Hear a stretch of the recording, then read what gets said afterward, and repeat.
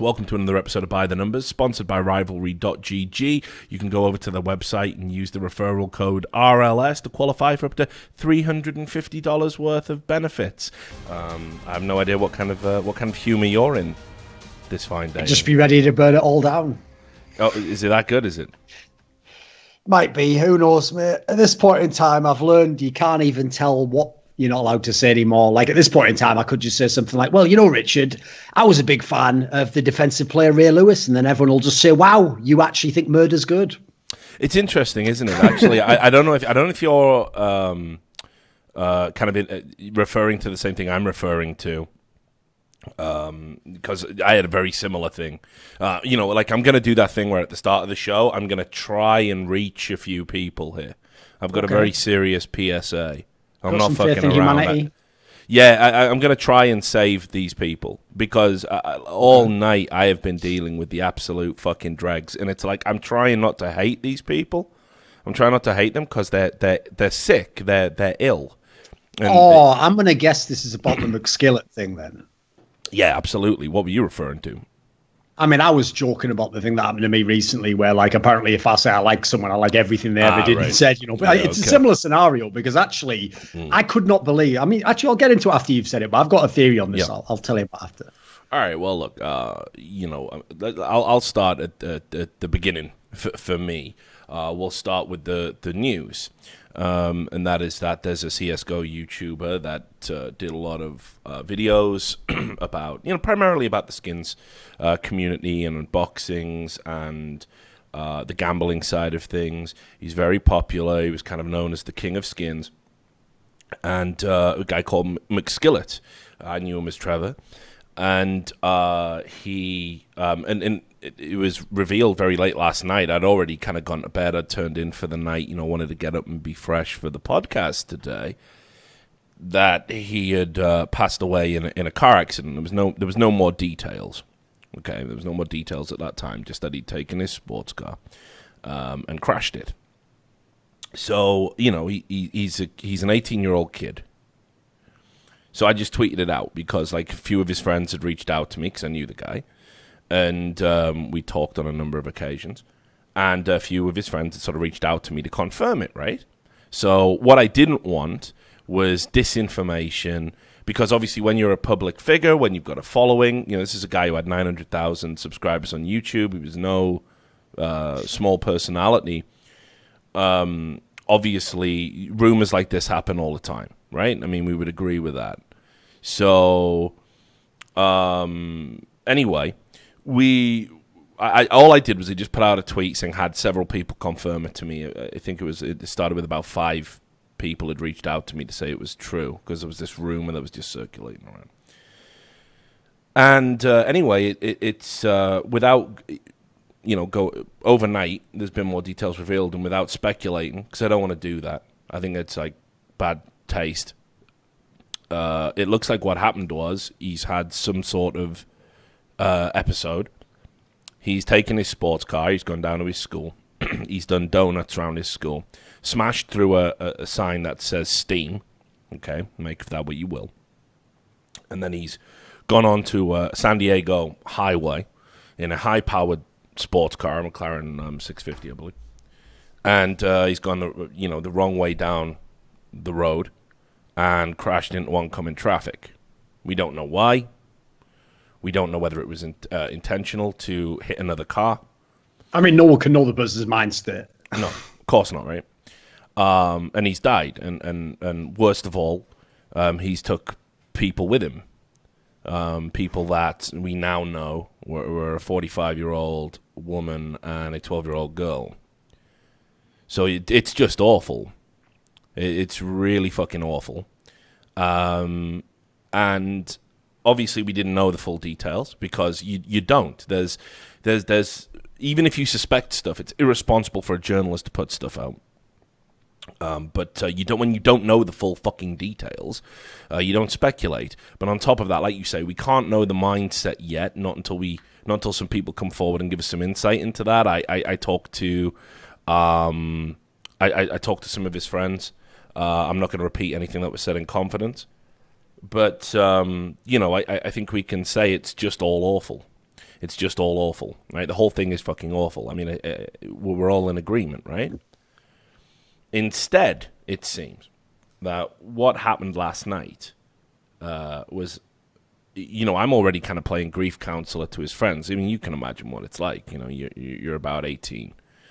Your best friend dies in this horrific fashion. And you're just kind of left with it. You're just left carrying this fucking bag.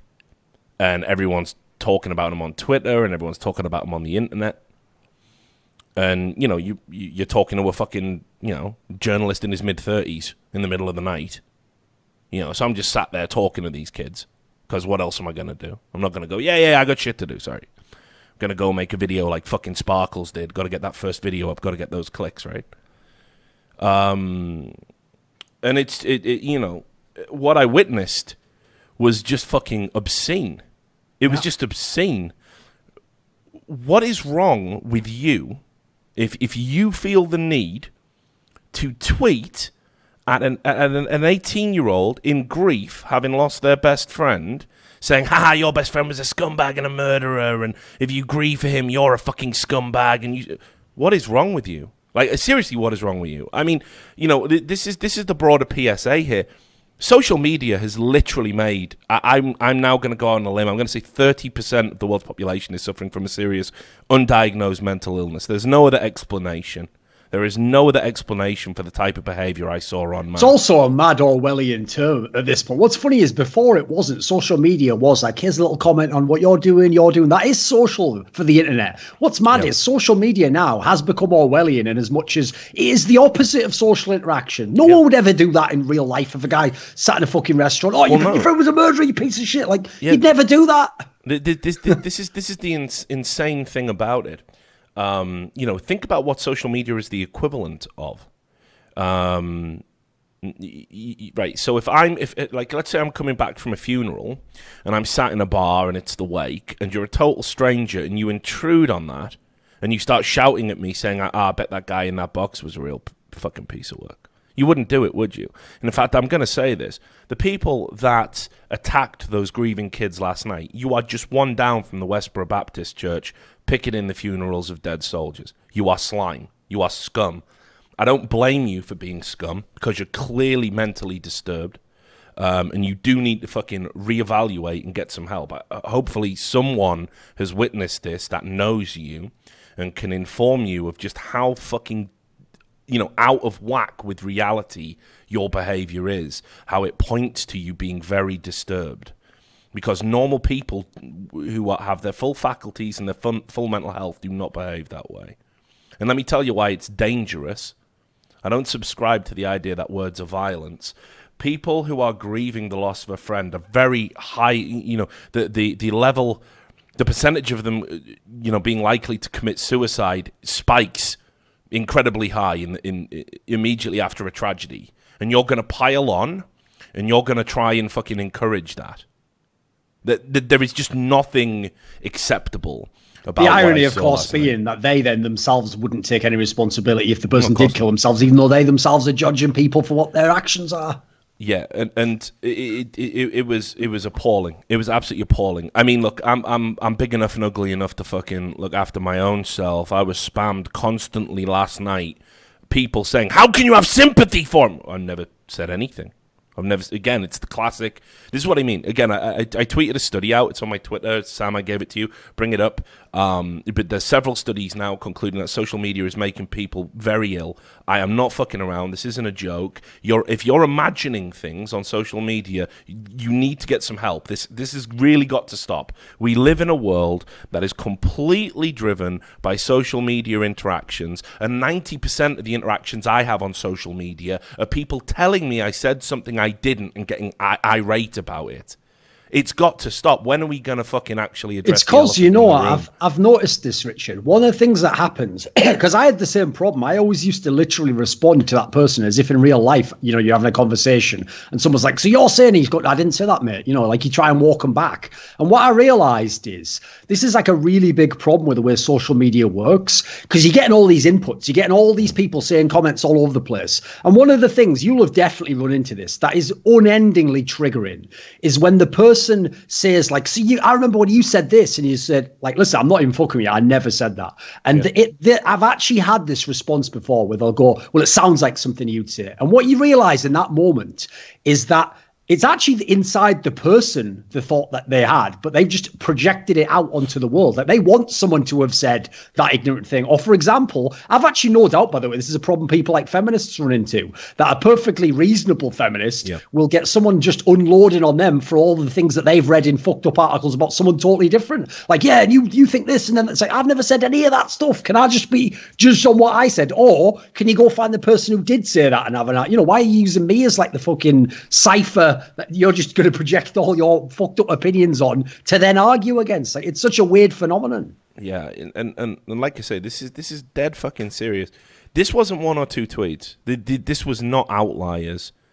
The people that confirmed McSkillet's passing to me and were publicly tweeting about how they were going to miss their friend, which seems innocuous enough. I mean, especially at that moment before we knew all the other details. Obviously, they're going to say, I'm going to miss my fucking friend. The circumstances are fucking awful. But this wasn't one or two instances. This was hundreds of people mobbing grieving teenagers.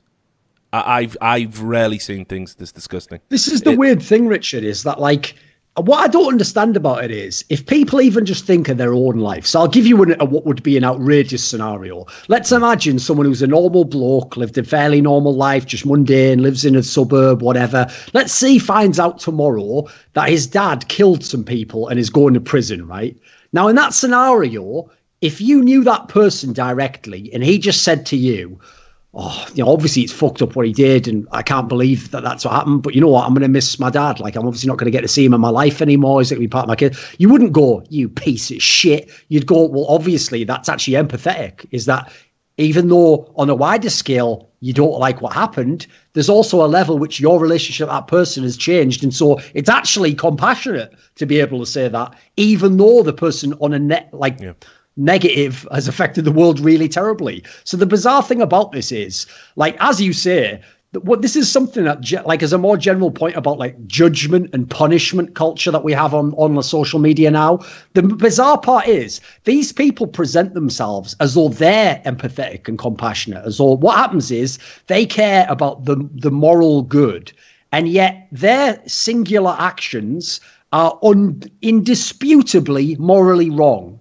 To insult someone, make them feel bad, judge them, like tell them that they're a piece of shit. Like, that's not adding anything positive to the world. And also, you are not any kind of an appointed judge and jury who is there to like mete out the punishment that like an attached person should deserve somehow for not like, decrying their friend who's just died publicly. And so that's fucked up in itself. But what it actually ties into a bigger theory I've had recently, which is, I only realized this maybe like a month or two ago.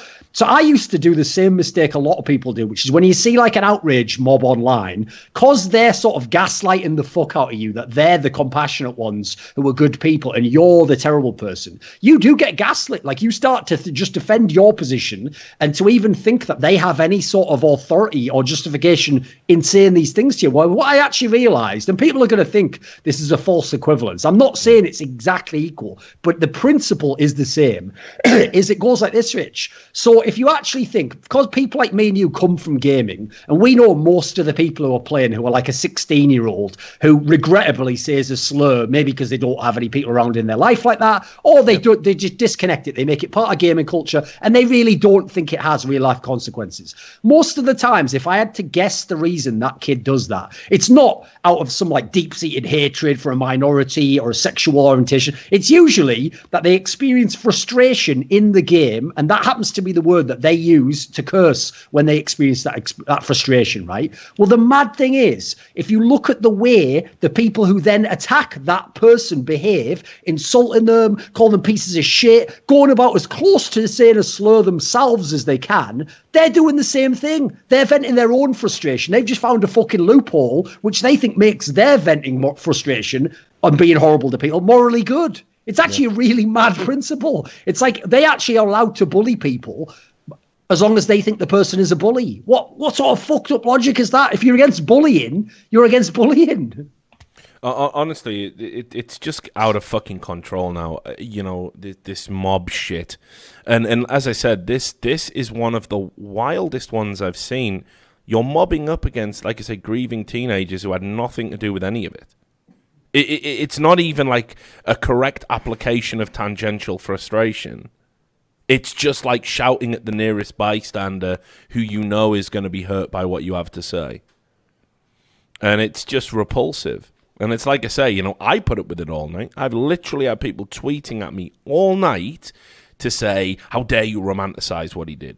I have passed I've said no judgmental statements because I'm waiting for the full fact. Here's what I'll say. Have you noticed, though, that is also the trend, Rich? It's not nowadays. In the past, okay, so for a lot of things I got record for a few years ago, you know what? I said that thing. You could actually at least criticize that. Nowadays, it's the opposite. It's not what you say. It's that you don't say exactly what they demand you must say. So you were supposed to come out and say something like, you know what? I don't care what this guy did or if he was a friend to anyone. He's the worst person ever. He has unnecessarily murdered people. Unless you literally tore the line. It's not about whether you said something that's wrong. You have to actually say what they want. It seems like nowadays that's like the next level we've gone to. It feels like. Oh yeah, there is no. This is what I mean. It's war games. The only way to win is not to play. We're at that point now, and I'm just so done with it. I am so done with wading through people who have problems that don't want to address the problems, and are using me as a punching bag to work out their sickness, when what they really need to do is look inwardly and get some fucking help, because normal people do not behave this way. Unfortunately, social media is normalizing what is incredibly ill, that if you were to take it and apply it to any other social context, it would be completely unacceptable. And one of two things would happen. Either you would find yourself in an escalation of your behavior, or you would be taken aside and possibly sectioned. Again, think about what's happening here. You are hurling abuse and saying that these grieving teens are complicit in murder somehow. That is an invention of your mind. It's not appropriate. I don't know what else to say. I have never seen anything like this. Never seen anything like this. There's also as well like a factor that you referenced it earlier that again people won't understand. It's funny that every statement we make that people don't like is judged as if it was our professional journalistic opinion. But in these scenarios, they want us to behave as just another member of the peanut gallery, giving it our random thoughts. So, for example, I had the same thing happen to me, Richard, when I made that comment about the Overwatch League player Dreamcasper. And the very quick version for people was this guy was one of the star players, like a revelation in the league. Someone who wasn't expected to be amazing, but was like literally an MVP candidate for a team that wasn't supposed to be that good. And what happened was news came out like, it's rumored that he's been in communication with some underage girls, perhaps trying to meet them or in some way groom them. Now, when this news came out, there had been no police investigation. It was purely a rumor. Now, yes, there were some screenshots which suggested there was something to the case, but it is none of my fucking business as a public figure to come out and to judge this person or to even comment on it, quite frankly. I try not to comment on things like that when I don't know the information, and especially when it's a case that hasn't even been judged by the police, hasn't even been charges put against him. So on the same day, all I commented on is like, it's a shame we won't see him play again, because that's the only thing I can comment on. That's the only person I know as Dreamcasper, the player in the Overwatch League. Now, I was literally attacked along the same lines, not for anything I said, but for not coming out and saying, fuck this paedophile, he should be out of this league forever. By the way, for all I know, he goes to a court case. It turns out it was all totally made up. People lie. I don't know if you're aware of this. There have been false rape applications in the accusations in the past. That would be so morally outrageous for me to do that, and as a journalist, unethical. So I purposely stayed away from that. But again, I had the same scandal as if I had just tweeted like, I love paedophiles, like something ridiculous like that, Yeah, and this is what I mean. It's like you say, you have to approach every situation now where it's like, and I told you this recently, and it's true, and this is why you just have to batten down the hatches and wait for it to pass. By the way, I'm literally going to do what you've just alluded to, and my whole approach is like, it's war games, yeah. The only way to win is not to play. Yeah. So on certain topics, I will just never give you my opinion now. There we go. No, it's got to be like that. What happens is, you see, the people that drive these discussions, the people that have the media platforms, the people that are considered the conscience of any collective community, the people that dictate the zeitgeist. These people say, this is the sentence you must repeat, like a fucking fortune cookie. You open it and you read it. And if you don't repeat that singular sentence on this singular topic, you're not in the gang, you're not in the clique, your politics aren't woke enough, you obviously must support all the other terrible stuff that we don't. You must be a secret Nazi, you must be alt-right, you must be sexist, you must be homophobe, you must be a transphobic, you must be a hateful bigot, because you didn't know the code. You didn't know the code. This is a sociological phenomenon, and I never really reference sociology. It's all pseudoscience and mumbo-jumbo, and one of the worst things that's happened to society is that people are taking sociology as if it's serious, and not just a bunch of ideas with some data to maybe substantiate some of those ideas. People now take it like it's a hard science, complete bollocks. And but basically, this is when I studied sociology, I learned about this. This is what subcultures do. They put this thing in place called a reserved code, and by speaking the code, you prove that you belong to the group. And if you don't, then they can immediately ostracize you, immediately rule you out, and immediately make assumptions about your stances and ideas and why you can't fit in. And it's very tribal. It's linguistic tribalism. And that's where we're at right now. And it's like you say, it's not even a case of like, they're not even reckoning for what you said. Yeah, exactly. It's not even enough not to say the bad thing. It's that you're not saying the exact scripted good thing that proves your virtue. By not saying that exact sentence, that exact take, you prove yourself to be despicable.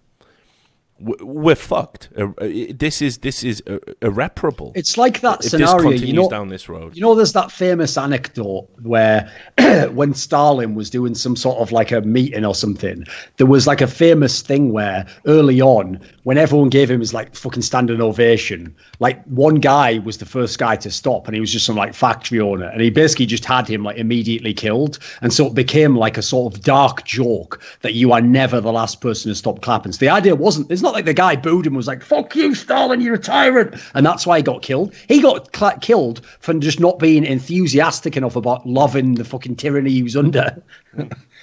Exactly. And look, I'll tell you some other crazy stuff that came out overnight of this McSkullet stuff. I had people tweeting at me that it was clearly a publicity stunt. As in, he killed people as a publicity stunt, or it was an accident? No, as in his name being attached to it is a publicity stunt, so he can launch his new YouTube video saying "ta-da." I mean, I don't even. They thought it was fake. Yeah, I mean, I don't even know how fucking insane you have to be to conceive of that. Okay. That's probably more wild than the people that are saying what we can all agree. You haven't reached some great truth if you say to yourself, you haven't reached some great truth if you say, if somebody wants to commit suicide, which again, we don't know that was his intention. That's an assumption, I'm afraid. You shouldn't take other people with you. That's not anything revelatory.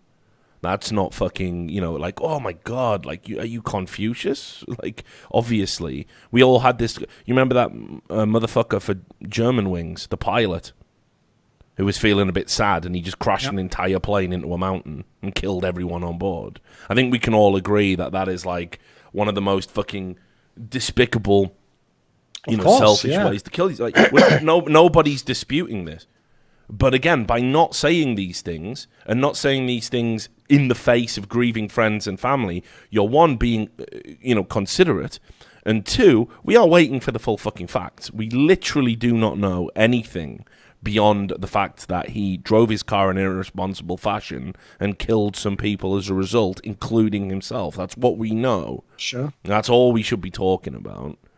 I also think as well, actually, that in those scenarios, like I actually once heard, I forget which episode it was, but there was actually an episode of Sam Harris's podcast that was about this topic where like the topic like title was mad edgy, like, you know, something like why we've got too much empathy in the world. And you think, what the fuck? And basically like it was like a semantic argument where the guy explained that like, actually, if you look at like the raw definition of empathy is actually what makes tribalism, is that you overly empathize with one group and that as a result they become good and you hate everyone who isn't them. And so what he wanted was like people to have compassion, where it's like, right, I can even like, it's like the difference between empathizing and sympathizing with someone, you know. It's the difference between being able to imagine you're them, and there's certain scenarios where like an old woman dies, I can't imagine I'm that, but I could be sympathetic to the scenario of like, I could imagine someone dying or someone close to me, and so I can do some sort of like an approximation, an abstract of what that might be like. Well, in this kind of a scenario, every time you do that, again, the person who's angry tries to like that, like the way they get to be arseholes is they dress themselves up in the fucking wolf's clothing of like, sheep's clothing rather, of like, I'm really actually like empathetic to this situation. And they are, but only to the person who died so that they can be horrible to the person who killed them. What they ignore is none of these people actually, I'm going to go ahead and assume, were just in a normal state of mind like we all are now. And then just thought, you know what, fuck it, killing people's good, so I'm going to go do that. Like I doubt that fucking pilot woke up that day like, you know what, how many people could I kill today? No, I imagine he was probably in some terrible mental state that few of us have ever been in, probably abject depression or some ridiculous scenario. Like it reminds me of that great line that I believe was actually like a David Foster Wallace line, who obviously tragically did commit suicide eventually, where he tried to describe what like depression is like and why someone might kill themselves by jumping from a building. And he said the reason why as a normal person you can't imagine it is because to you, you're in a normal state of mind. So you have to think like as though it's a choice to like, I want to kill myself. He said that most of those people suffer from such terrible mental condition that it's like being in a building that's on fire. It's on fire, yeah, the burning you can't get out. So as a result, you're willing to jump, even though if you thought rationally, you'll go, well, I'll die that way as well. Because in your mind, it's like, that's the only option. And so if you think from that perspective, you can absolutely have compassion, even for someone who crashed a whole plane and killed a load of people. Because while that is clearly terrible as a thing, it's also terrible that this guy was in a terrible situation and somehow that's where he got to, you know? Yeah, exactly. And look, again, nobody's saying that these other people, these bystanders, absolutely had nothing to do with it dying. You know, obviously that's the greater tragedy, but it's all inextricably linked. So you can't just, and I know it seems strange to me to fucking dehumanize somebody that clearly went through something terrible and then ended up doing something terrible as a result of that that terrible affliction. It really crazy fucking story, and it just brings out the worst in everybody. You know how everyone's got to have a hot fucking take on it as well. Everyone's got to spit out their same little fucking inane, vapid, soundbite. Well, the real tragedy is the 12-year-old. Yeah, it is. Yeah, we all agree. Well done. Well done. Who are you sharing this with? Because no one disagrees with you. Do you want to, maybe we can find Trevor's parents, yeah? Or maybe we can just pour all of our little fucking thoughts into their fucking brain and tell them how they're sick for grieving their own child. I mean, why not, right? Everything's fair fucking game to these people. It's a fucking joke. The level of purity that's demanded now is outrageous as well, isn't it? Like, as we're saying, you have to literally be lockstep with everyone else. Otherwise, you're the now, like, if not as bad as the person they're like impugning, then you're like it's always like the slippery slope. You're like somewhere along the way to them. I don't understand that whatsoever, you know. Yeah. I mean, all I demand of people, even if they have horrible opinions, is either just say them in a private or keep them to yourself. You have all the horrible opinions you want. I don't demand more than that, you know. I mean, I'll add as well, if I had $1 for every tweet along the lines of, I am glad this happened, McSkillet outbid me on a dragon lore, or... Hell. No, I mean, seriously. That's out of control as well. Like, unless that was some really dark joke, if someone legitimately means that, like, these aren't jokes. That literally is bordering on mental illness. Like, you know, when people say, they've obviously been saying it for years now, like, oh, the internet's radicalizing people, right? Obviously, because they reference certain groups, which I'm not sure are being as radicalized as presented. I used to dismiss it because I thought to myself, like, the people aren't getting that bad. But I've noticed, especially this last year or so, it has ramped up to the level where, like, people who, like, probably the best example is esports, because you know how many people, Richard, I had on my Twitter or know on Twitter from when I used to just be a journalist. Before I had any personality, I had no profile, I was just a guy going to events. And so these are people where, because they didn't know me personally or my opinions, these people were nice to me, they were very pleasant. You know, some of them I've never seen in person ever be rude or obnoxious to anyone. But some of these people, over some of these very minor issues, where again, it's not that someone said like some outrageous slur, just didn't say what the opinion they wanted. Even they're reacting like, wow, fuck this person, like, you should never work in this industry. It's like, I can't believe how radicalized normal people are getting. Yeah, no, and this is what I mean. People in the chat are going, oh, no, that's clearly a joke. No, I'm telling you, okay? The jokes are the stuff that's really fucking tasteless, like, $300 awarded because a 12-year-old girl died. Yeah, that's a joke. It's not fucked up, but at least that is a joke, obviously. It's fucking sick that anyone would say that within a very short period of time after it happened, but at least I can see they are attempting to make a joke. It is a sick joke. It's not, fucking palatable. I wouldn't want the fucking family to read that and see how flippantly they're treating the death of a 12-year-old girl. But again, I'm not somebody that shrinks away from extreme dark humor. I understand the mechanics of it, okay? When somebody goes on a diatribe about how it's good somebody died because they outbid them for a skin, and then starts giving them why the fuck do I care, by the way?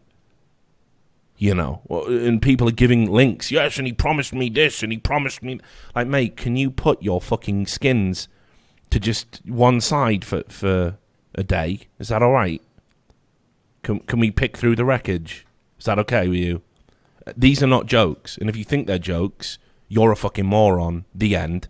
Because they're not. These people are being serious. They're not trying to... Plus, obviously, say that joke to your mate in private. Don't do it in public, for fuck's sake. Well, again, look, I'm not even going to make that protestation. I'm just going to fucking say that, people don't seem to understand that, like, that, it was like when John, when Total Biscuit passed away, and all these fucking journalists and verified check marks and all these idiots wanted to give their literally within 20 minutes of it being announced, they had to give their hot take about John's legacy and how, and all predicated on completely false information, complete lies, things they've imagined, again, because this is the sickness that social media is bringing upon us all. And they couldn't leave it. They had to go out in the public domain and tell their followers, and we saw people at Blizzard, employees at Blizzard, a company that John had done fucking so much for in promoting their games, so much for in terms of content, StarCraft, Hearthstone, everything. John was there for all of it, and was at BlizzCon and was rightly honored at BlizzCon. Was just a big part of every gaming scene, right? And these people came out and said, well, yeah, but John was all for harassment and that because I imagined he tweeted this thing. And there's nothing substantial to say this. Now, here's why it's wrong. I don't mind if you want to talk about someone's legacy, even on the day they died. You're doing it on a platform his grieving widow uses for work. She's going to see those tweets. You are literally spitting in her face on the day her husband passed away. Who can honestly do that and then call themselves a good person? How can you do that and call yourself an arbiter of morality? This is the issue I have. And it's the issue in general with Twitter. All of these people are free to say these terrible things. There's plenty of other avenues and formats to do it, but there will be grieving relatives of everybody in that crash. There will be people looking for information. Was it my daughter? My family member's missing and was driving on that road. I need to find out. And they're going to trawl through and they're going to see all this awful shit. And maybe it is their family member and relative who died. And they're going to come across a tweet where you are literally just saying, ha ha ha ha, look at the dead people. It's insane that people can't just take a moment, just compose yourself and just think about do you really need to say this right here, right now, in this moment? Will your super amazing joke still be funny in 24 hours? Will your fucking hot take still be fucking hot in 24 hours? Oh yes, it absolutely will, because you're a vapid cunt who doesn't have an original idea in your head. The only reason you're doing it in this time frame is because you want to get there first and get all the attention and applause for saying the thing that anyone with an IQ over 20 could have fucking imagined. We just don't say it. This is the problem. Like, Twitter literally is just a fucking... It's the lead in the water system that is poisoning everyone's brain. It's disgusting. I'm actually at the stage now where, even though it's a huge part of my work, I hope the government shuts it down. I don't see the benefits anymore to it. Basically, this is my day, courtesy of Twitter.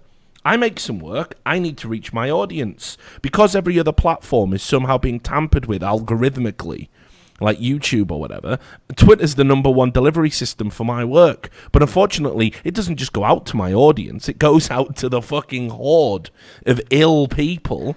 And then it's just reply after reply after reply. Have you noticed that as well, Richard? Telling me to kill myself. It's ridiculous. This is not... In this year in particular, I've also noticed a massive increase. Like, because obviously the premise there for Twitter is it should be like YouTube. Generally, it should be people who subscribe to you are the ones reading and the ones following. I've noticed a massive increase this year in like really ridiculous comments that are just blatantly obnoxious or trying to start some shit. And then you look and the person isn't even from esports. They don't even follow you. They seemingly have no connection to you. And yet they're there as well. It's like that also didn't happen as much. Like, listen, you had a lot of stupid fans of your own that you had to argue with in the past, but the amount of outsiders that just come for this reason to be horrible is increased massively, my experience at least. If anyone wants to know what it's like being a public personality and having to use social media, I'll explain it to you, okay? Imagine that to do your job and to broaden your brand and if you want to say it cynically, increase your earning potential, you basically had to go out to the fucking public gallery, like on Speaker's Corner, and you had to stand up on a box, and you had to say, this is what I've got. And it was just people pelting you with excrement and rotting fruit, right, just to get that message out. And then it doesn't end there, because they follow you home, and they stand outside your house, and they tell you to kill yourself. And they say it endlessly, and they threaten you. And there's a small percentage of people crazy enough to act on that. So now you have to live in sort of the corners of your eyes. You know, can I go out in public anymore? Is some deranged person going to stab me to death over something I said on Twitter? It's actually more likely now than it ever has been. And this is the price. And basically, it's a group of people trying to will you to kill yourself in as harsh a fashion as they possibly can through the medium of words and monitoring and harassment and hacking your emails and threatening you and all this other stuff. And you've just got to endure it for as long as you can and make as much money as you can and then just get the fuck out and deactivate once you've hit a certain point. That is it. That is what it is now. You know, the irony of that as well is that obviously, let's say around 4 years ago, that was the claim made about a certain subculture who, as far as all credible evidence shows, didn't do any of that stuff, or incredibly small, like such like anomalous numbers did it that it wouldn't represent a whole group. Ironically, it now does happen. It's from the group who are supposed to be virtuous. Yeah, and I mean, and that's before you even get into the whole. Well, that's just the audience, by the way. That's just the people that if you criticize them, they turn around and go, "But we're fans." I've had that. I've had people literally say, "Big fan of your work," and then like you'll do an advanced Twitter search and you look at your interactions, and they've literally told me to kill myself. Big fan, right? Big fucking fan. You said something I disagree with in public. Kill yourself. Right? I mean, you're the fan, are you? You're the fan. That's just the fans. Then, when you get into the world of, well, basically, it is a monitoring system that you voluntarily enter into to have a living. It's hilarious. Like, we talk about fucking workers' rights, right? Nobody would work a job if it was literally cameras at your desk and fucking you were mic'd up and it went to a room and everything you said was recorded and someone followed you around and wrote it down and there was people, you know, when you went to the toilet taking your photos, you would say this is egregious. We all voluntarily enter into that to be a personality, a public figure with something to sell. We all enter into that completely voluntarily. And what, you know who the arbiters are? It's not your boss. It's not your boss. It's not the person you work for. It's not the people you produce the work for. It's just this self-appointed panel of moral judges in the media mainly that just wait and sit. And here's the thing. You can say something bad on Tuesday and it gets drowned out by the noise, and you can say the same thing on Wednesday and lose everything you have.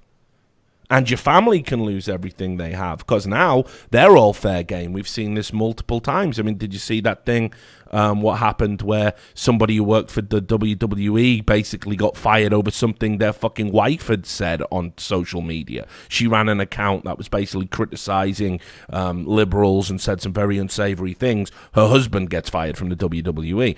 There's no sanctuaries anymore. There is no. You can't express free thought. It's say the line and get off the fucking stage if you want to be here. That's it. Those are your options. And again, it's insane to me that that's where we're at, and it's even more insane to me that people can't even die. People can't even die, and let's just take a little moment. We got to get there. Here's why I think that person who died is a piece of shit. Here's why I think this person should lose everything. Here's why I think his family and grieving friends should be castigated and made to feel worse than they already are. Look at me. I'm influencing the world. Look at me. I'm important.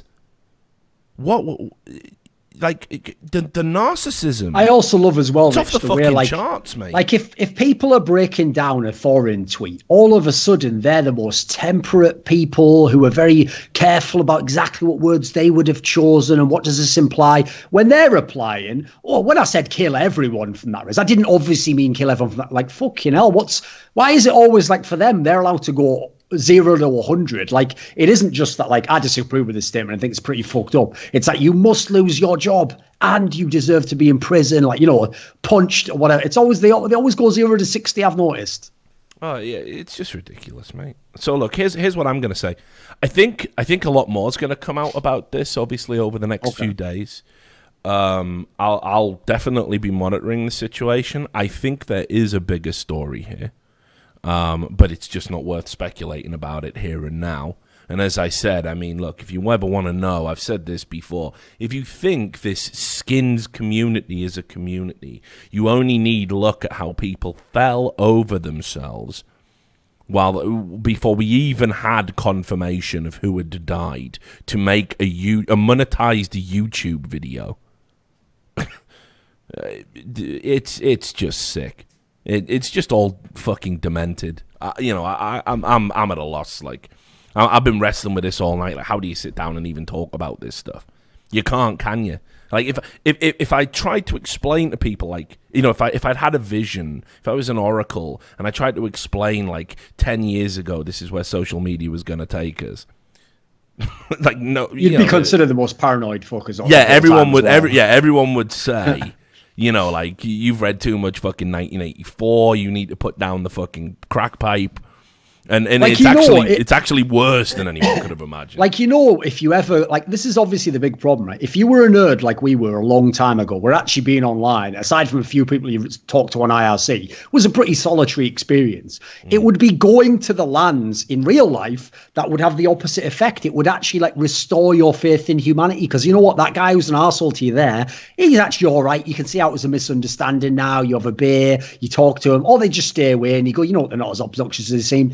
Now, all the stuff online just destroys your faith in humanity. Like, I have to say, I know a lot of people, and I'm not talking about people like me who say controversial things or just speak their mind. I know some pro players in games who would get like they could win an award for like nicest guy from the fans. And even they are literally like, I had no idea people were like this from like my experiences online. Because as has always been the case, it's easy to like justify why you say shit to me and you, because they always try to lie. Remember that like mechanism I told you before, where they try to pretend it's not that they're letting out their frustrations and demons. No, they're just punishing us because we're bad people. What they don't mention is even the most milquetoast, lovely person gets some level of abuse like that, because it's nothing to do with the person, actually. Right? It's just the other person like venting, basically. So even those people, like from online experiences, that's why most of them just don't say anything or barely use social media. Or if they do, they'll like complain, I'm getting a lot of criticism now, like, even though, they haven't said anything like bad. So it's like, it's just gone to a level where like, it's like, it's not even a meme to say like social media was a mistake. It was just a mistake. No, but like, it's a very good point you bring up, and like we are going to talk about Counter-Strike at some point. But I mean, again, I look, I just don't give a fuck if that's what, I'm not a fucking jukebox. This is what it is.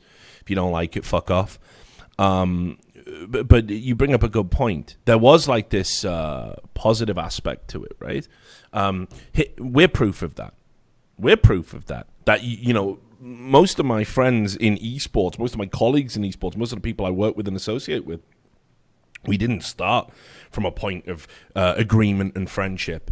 Very often we met through disagreement. And me and you were aware of each other's existence for years, but we didn't really have any cause to talk.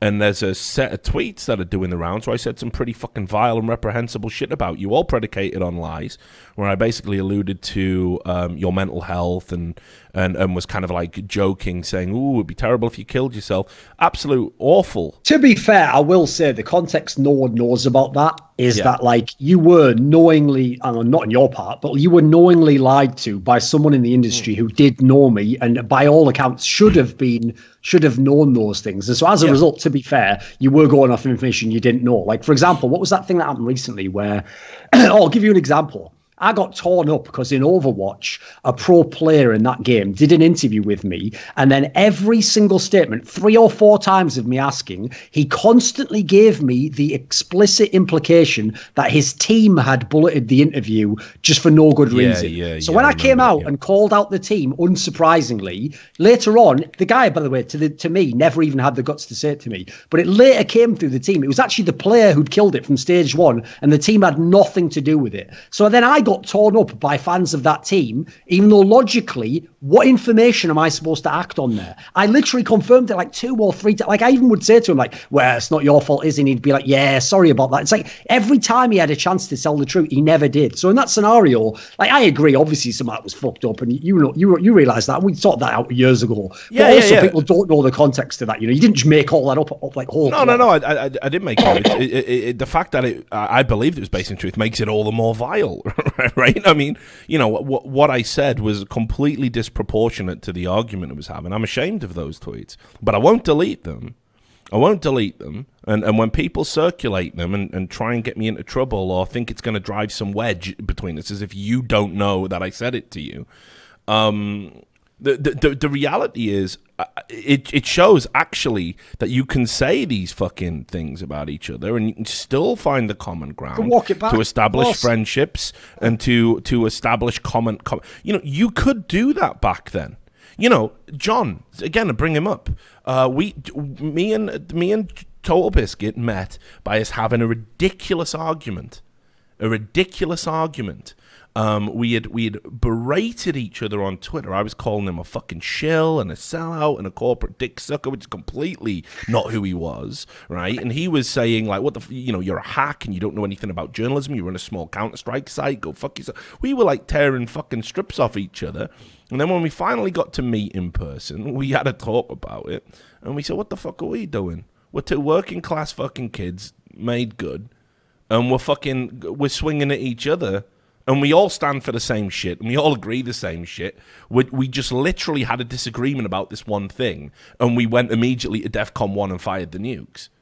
And social media was like that a lot back then, right? I mean, because there weren't angry mobs roaming around ready to take any tweet out of context. Also, for anyone who doesn't know this, back in like 2011, which I think was the year these tweets came from, social media was so small that, for example, in Counter-Strike, almost no Counter-Strike player was on social media. They didn't even use it. It was maybe like a few League of Legends people, a few StarCraft people. You know, it was the very only the biggest esports had anyone on there.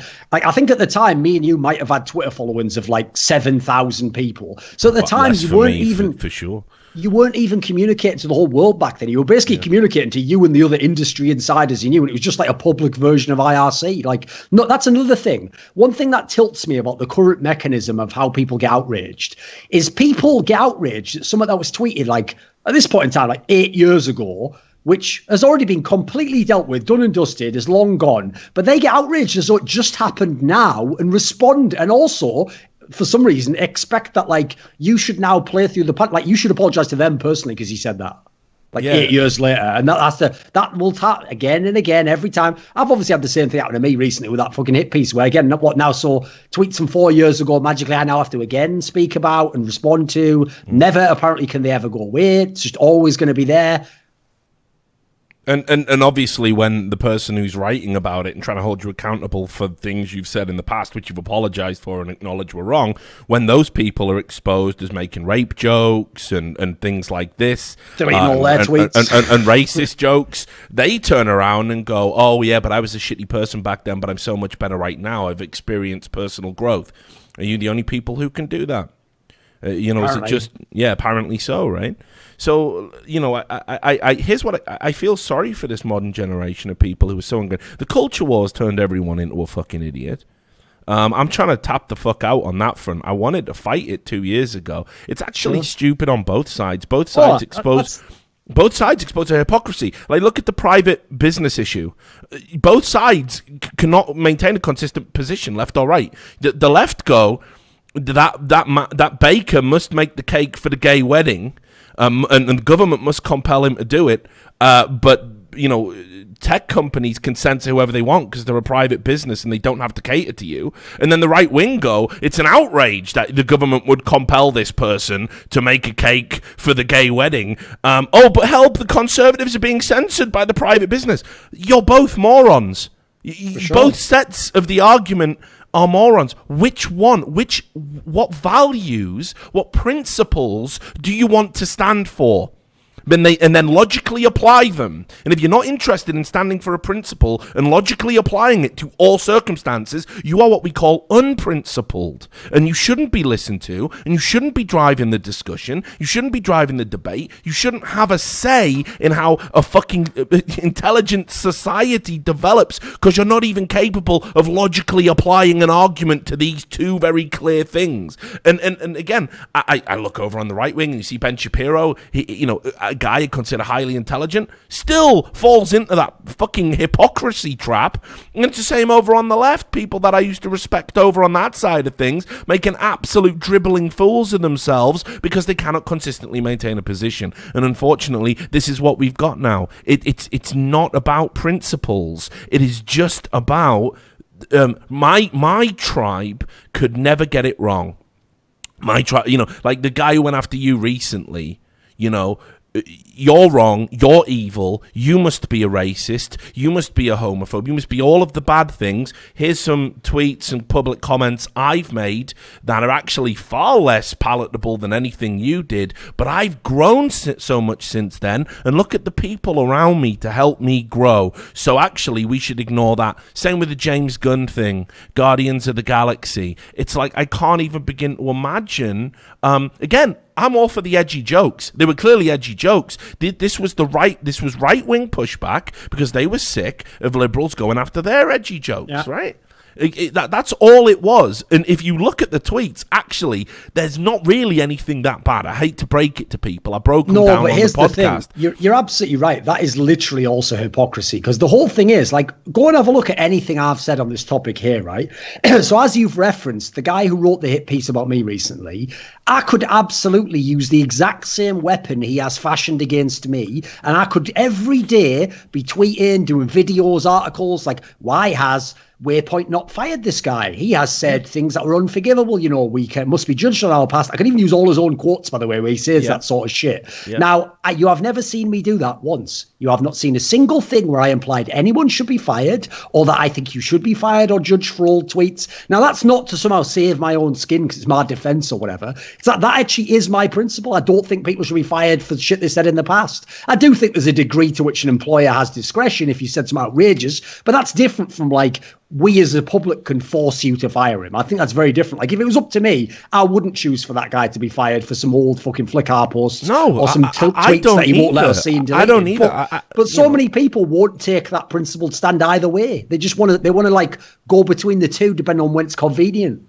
Yeah, which makes the world a nightmare. Yeah, and it is a fucking nightmare. It literally is, because you can't stand for anything. What you're supposed to do is you're supposed to look at the situation. You know, Patrick Klepek tweeted about fucking James Gunn and said we've got to I mean, I'm paraphrasing here, but he said we've got to stop beating people up for things they did in the past.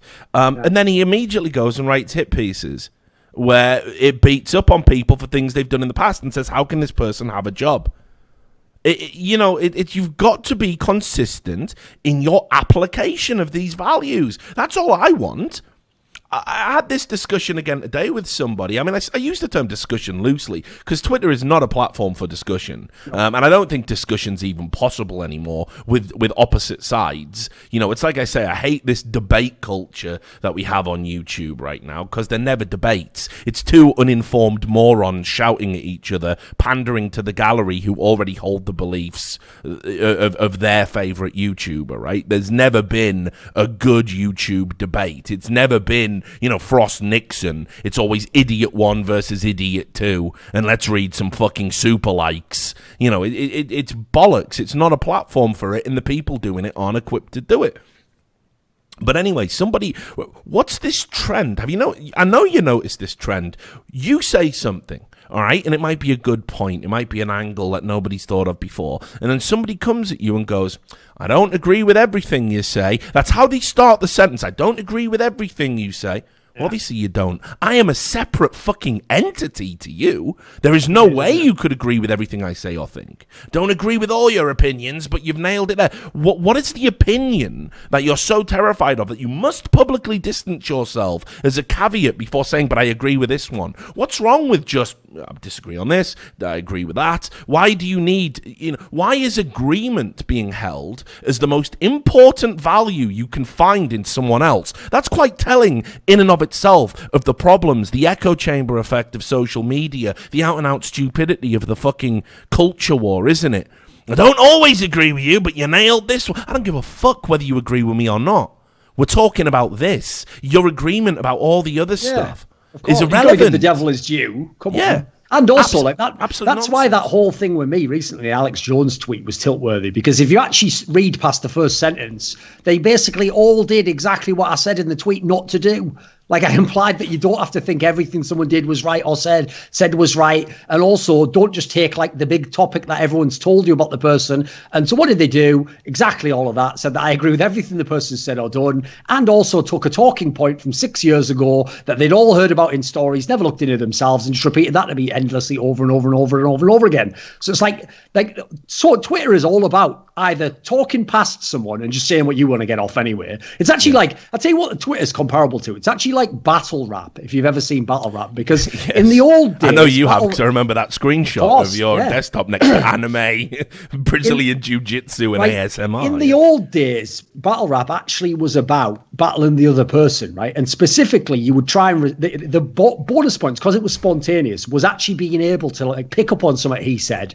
and craft something from it. Now, it's true, you still write your battle rap rounds for the person, but essentially, say they make some sick point about something in their round, but you don't have anything on that in your round. You just pretend it didn't happen. You just talk past them and you say a bunch of shit. And if you want to say a bunch of shit that's made up, you just make it sound convincing and you go, yeah, and you know what? You were seen with some fucking bloke last night. It was, you make any shit you want up. But the idea is, if you deliver it convincingly, you got your shit off, he got his shit off. Now let's see how it breaks down. And funny enough, like battle rap, a lot of them aren't even judged anymore. So if you got completely wrecked, but you go, no, I won that one, you just get to say that forever. The other person claims he won. It's become like that. Like, either people talk past each other or it's just sniping. Like, it's a person coming along and you've written like a great piece and they just go, yeah, but actually, was that entirely right? It's like, come on, is this the only way we can communicate? That's how you know it's not social media. Because in real life, part of the reason these things would never happen isn't just that you wouldn't dare say that. It's that you would be able to see even from the person's facial expression, like the tone of their voice, you'd know that they weren't saying the thing that you're now like assigning to them, So, yeah, I don't really know what the solution is, because obviously beyond just quitting esports and becoming some sort of hermit, there's not really any way out of it. But I just, to circle it back, I'm ahead of you on that one. Yeah, I also am just going to sort of like gradually basically just shut up in some senses. which sadly will already sound like victory to some cretins on the internet. But you know what? I've actually learned that they can't win, Richard. They will get wrecked themselves, as we've recently seen. No, but that's so if they think they can sell their opinions, well, first of all, you haven't thought in 3 years when your side changes what's okay and what's verboten, and suddenly you've said the thing 3 years ago that was fine. You're going to be fucked on that front. And then secondly, if you think that it's just going to be all left-wing people torturing everyone on the internet, I'm not part of the right wing, but I can tell you they're going to come for you with the same weapons soon. And it's going to be a nightmare for everyone. So I'm just going to stay out of that bloodbath, personally. It's going to be like the fucking Yugoslavian civil war, that thing is. No one's going to win this one. No, it's not. And look, again, and then Counter-Strike's coming. But here's the thing. Do you want to know why people feel the need? The other vital component you missed off with the battle rap analogy is there's a crowd, right? Oh, and yeah, exactly. If you've ever been to these it's about things, winning the crowd, not that guy, right? You're not even talking to him. Yeah, I used to have a friend who used to call himself, his stage name was the Rhymator, and we used to go to battle rap things together and hang out, in a past life, and so I know what it's about. It's not about beating your opponent. You don't even necessarily have to fucking respond to what they're saying. It's great if you can incorporate a burn and then have a counter burn, but it's just about getting the pop from the crowd. And social media is like that. Social media is exactly like that. All of these people. This is why the term virtue signaling, even though you're not supposed to say it because look, you're a right winger, you're an alt-right. Virtue signaling is a bad term. It's coded language. Blah blah blah. Right. Virtue signaling is one of the most astute terms for it. You are not.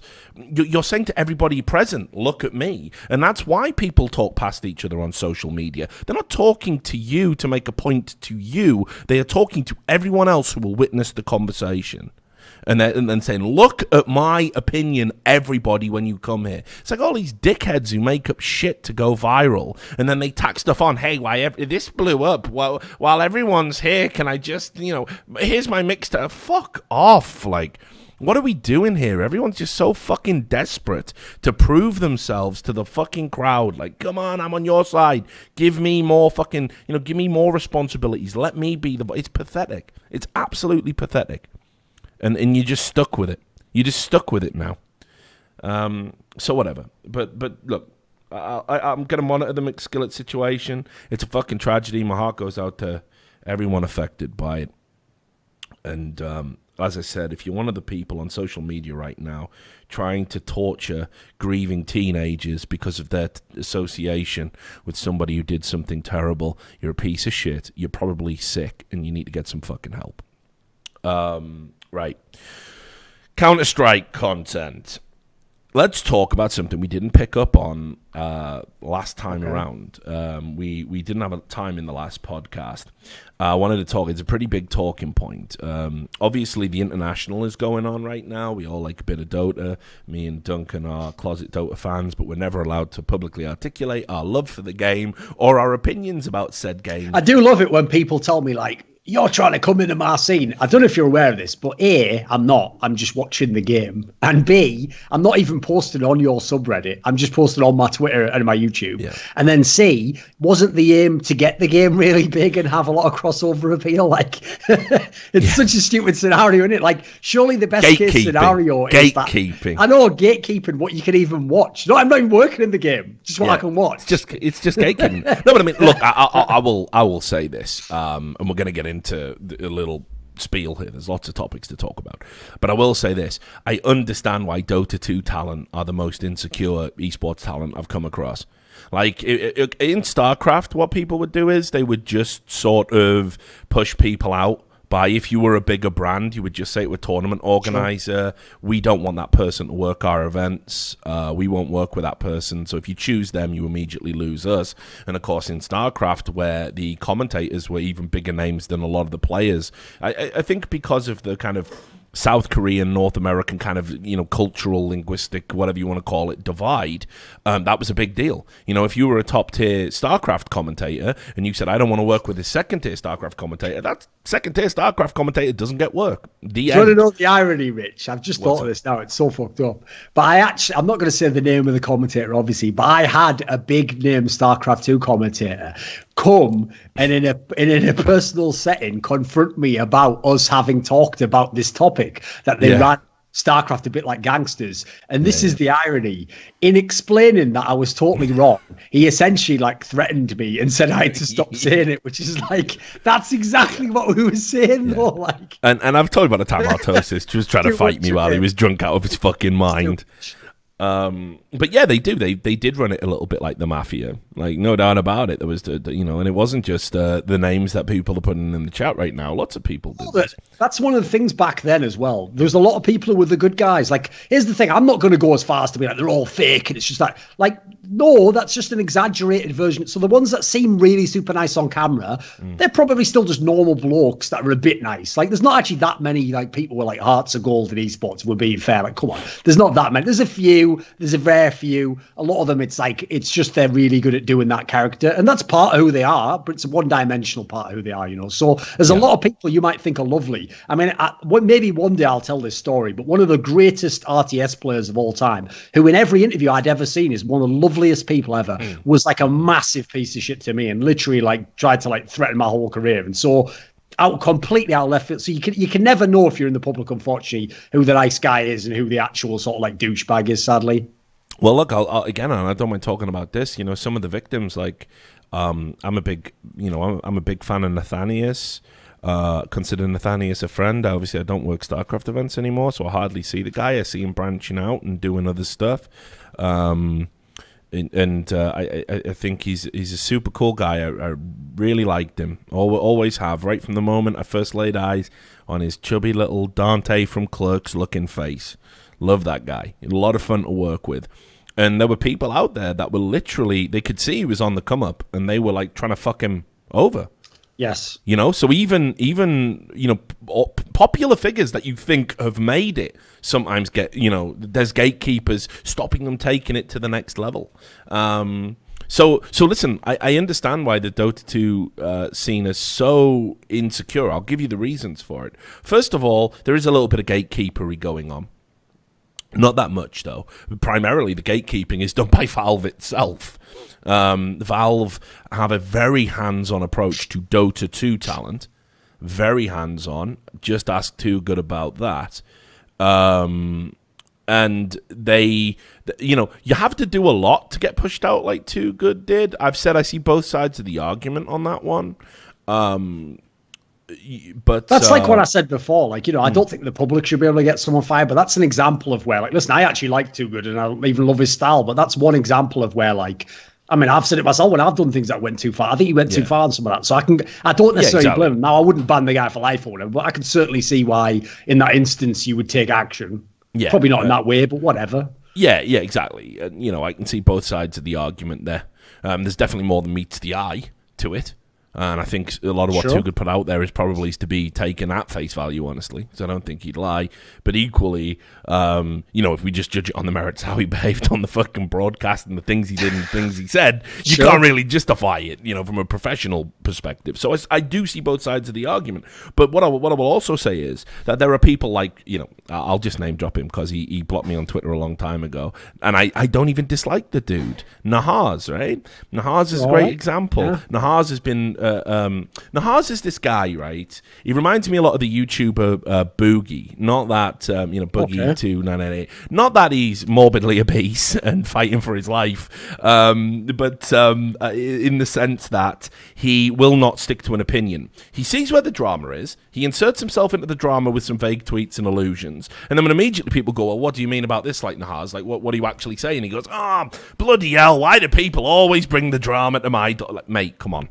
Come the fuck on, grow up, and this is what I mean. It's like I think because he's a professor and he's always trying to be that kind of middle of the ground motherfucker. Okay. But like he likes to insert himself into the dramas, and I've called him out about this. This is why he blocked me. He just shouldn't do it, right? But like I like Nahaz. I watch. That's the funny thing, Rich, is that actually not just from watching it as well. I've noticed that actually, like, I don't know if he's just like. Didn't know who we were at first when all that drama was going on, because obviously it was all around the time of the fucking load of shit was when they were going off completely. But like they were so vitriolic. Him particularly was like the leading tip of the spear at that time, that I thought to myself, like, right, these are people obviously like are going to be enemies forever in esports, so stay clear of them. They're obviously just arseholes. But he's actually grown on me over time, and I even think he's actually somewhat softened in his opinion on some things, you know. Yeah, and he's actually good. This is the key thing. Oh, he's good on camera for sure, yeah. Yeah, I'll take any old fucking shit. Also, by the way, I can definitely appreciate as well, just from my own experience, that he's also carved out a niche for himself. Remember, he's another person who's not a former pro, but who's on the fucking broadcast in an authoritative role. Well, I can appreciate that. Yeah, and think about, I mean, shit, like, you know, we're considered the old men of esports, right? We're the greybeards, and then you've got this motherfucker. Like I always say, this used to boil his piss. I used to say, you look like that motherfucker from Mad Men. You know, the one who walks up the flight of fucking stairs and pukes everywhere after eating the oysters. I can't remember his name, because Mad Men is one of the most overrated TV series of all fucking time. Absolute garbage. It's got that one good scene about the fucking carousel for Kodak, and the rest of it is just, haha, look, in the 50s, everyone was sexist. Brilliant writing, guys. You're really fucking sold. We all love alcohol. Get the awards out. Get the awards out. Absolute garbage. But anyway, Nahaz looks like that old motherfucker from Mad Men. And, you know, like, he's, like you say, he's on TV talking to kids in an authoritative manner. He's brilliantly, impeccably presented. And look, Valve don't like him because of the tweets. I mean, like, he wouldn't be their first preference, right? Other pros and other talent have called him out and said, Nahaz, can you just fucking stop with this Twitter nonsense? I saw a clip the other day, like, I think it might even have been PPD, who I fucking love. He always tells it like it is. Saying to Nahaz, you're a fucking idiot on Twitter. Like, if you just stop doing that, no one's going to have any issue with you. And despite all of that, and it being true, and Nahaz just being this fucking, I don't know, like, he can't just be a bystander. He's always got to insert himself. He even did it most recently and got Valve to directly reply to him on Twitter from the Dota account, like the first time that's ever fucking happened. Right? Yeah, over the VGJ Storm drama. Right. That's how just much of an irritant he is, right? And they still had him on the fucking TI broadcast. He does this thing, 60 seconds of stats, where he literally jumps in like an annoying cunt. That's they've deliberately done it like that as a joke. He's not being annoying on purpose, and he gives a bunch of fucking stats, and it's really fucking good, and he does it impeccably.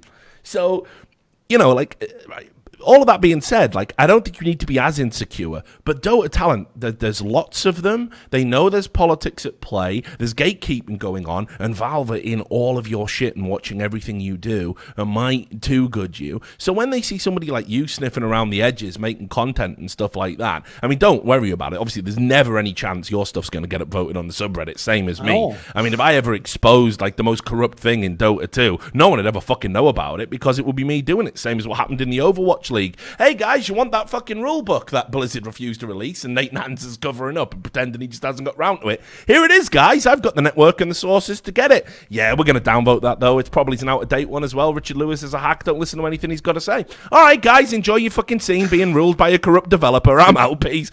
You know, what the fuck can you do about it? So, I understand that, right? They are the most insecure for a variety of reasons.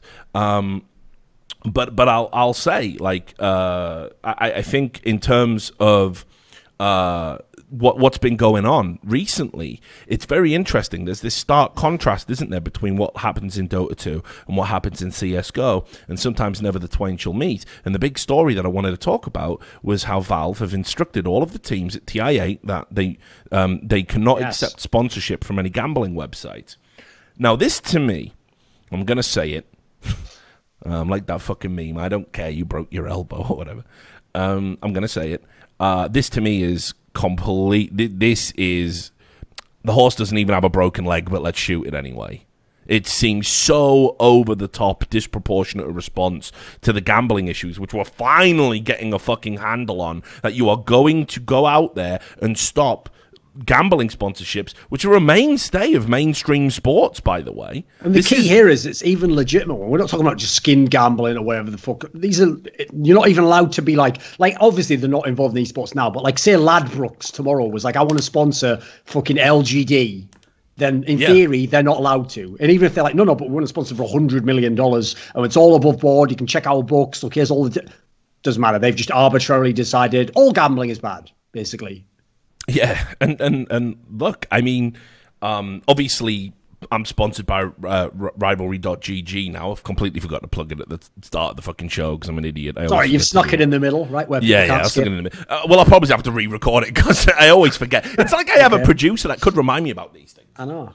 Well, sorry, he's just mate, I thought, fucking you could had an edible. Come on. Maybe next time I'll teach you how to read. Yeah, thanks. Can you, though? Can you? Sorry. Can you actually? Instead of just sitting over there fucking doing bong hits. That would really fucking help me out. If we can not lose the sponsorship after 1 month, that'd be fucking brilliant.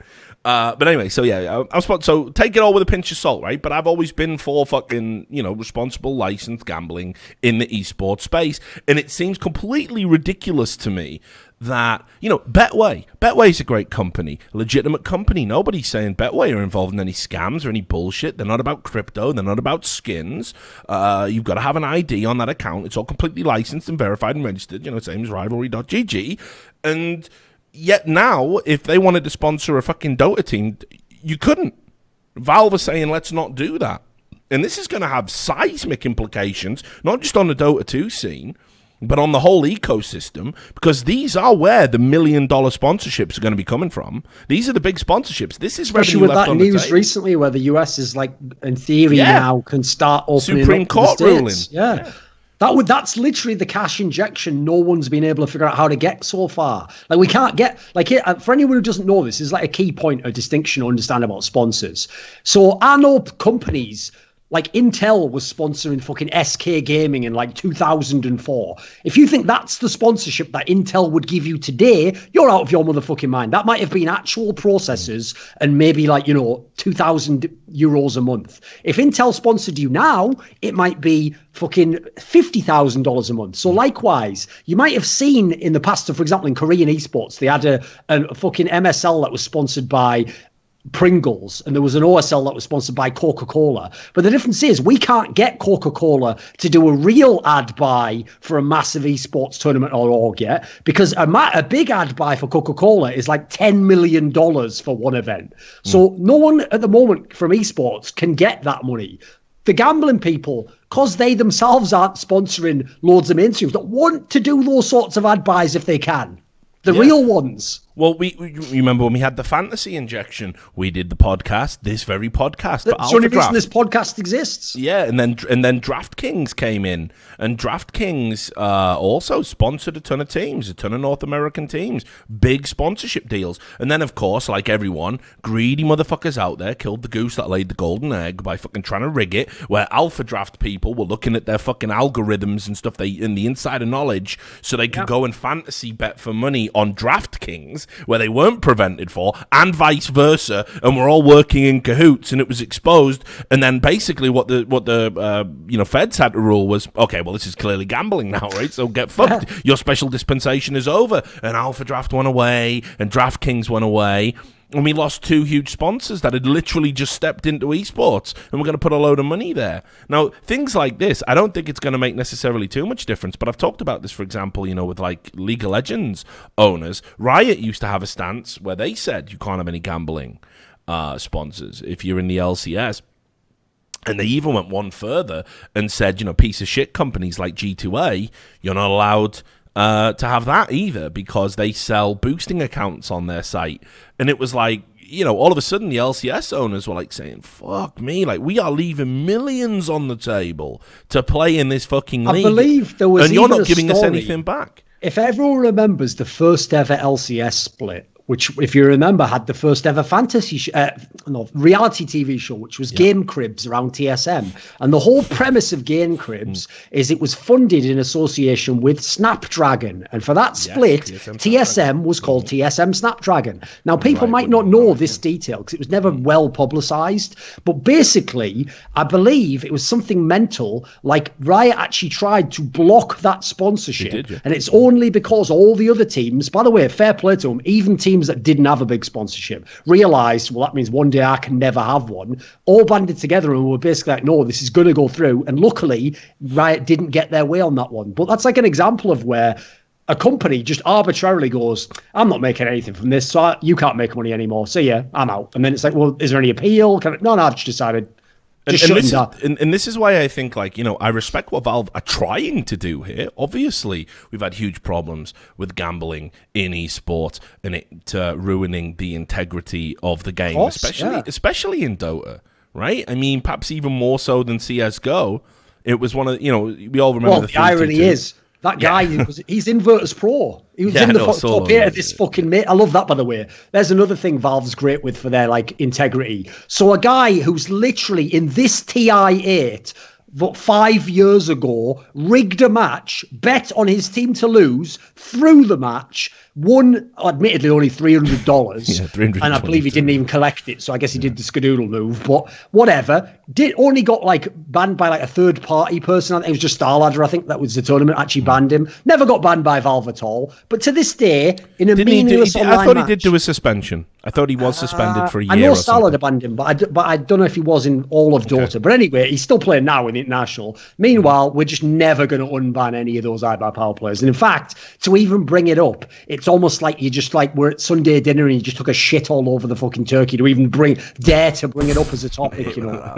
Yeah, I hate when that happens, do we? No, but to that point, again, I'm always trying to act as a counterbalance so we don't get too hyperbolic.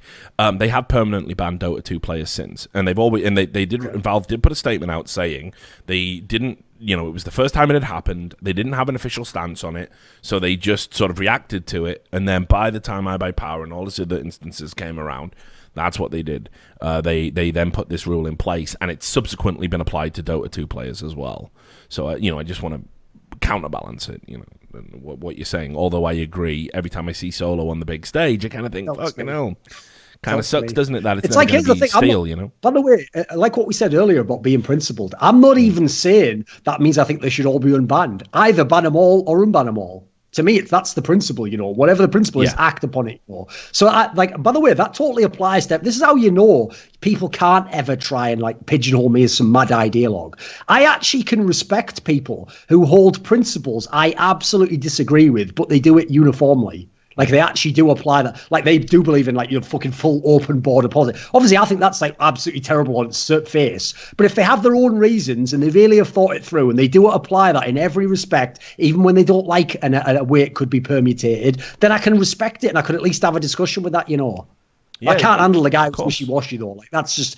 capriciousness is probably the thing I hate the most. Well, again, we've already mentioned Boogie. No one does it better than him. Nobody puts unreal, it. Yeah, no, I've literally never seen it. Who doesn't realize, it's like Parler asking a question.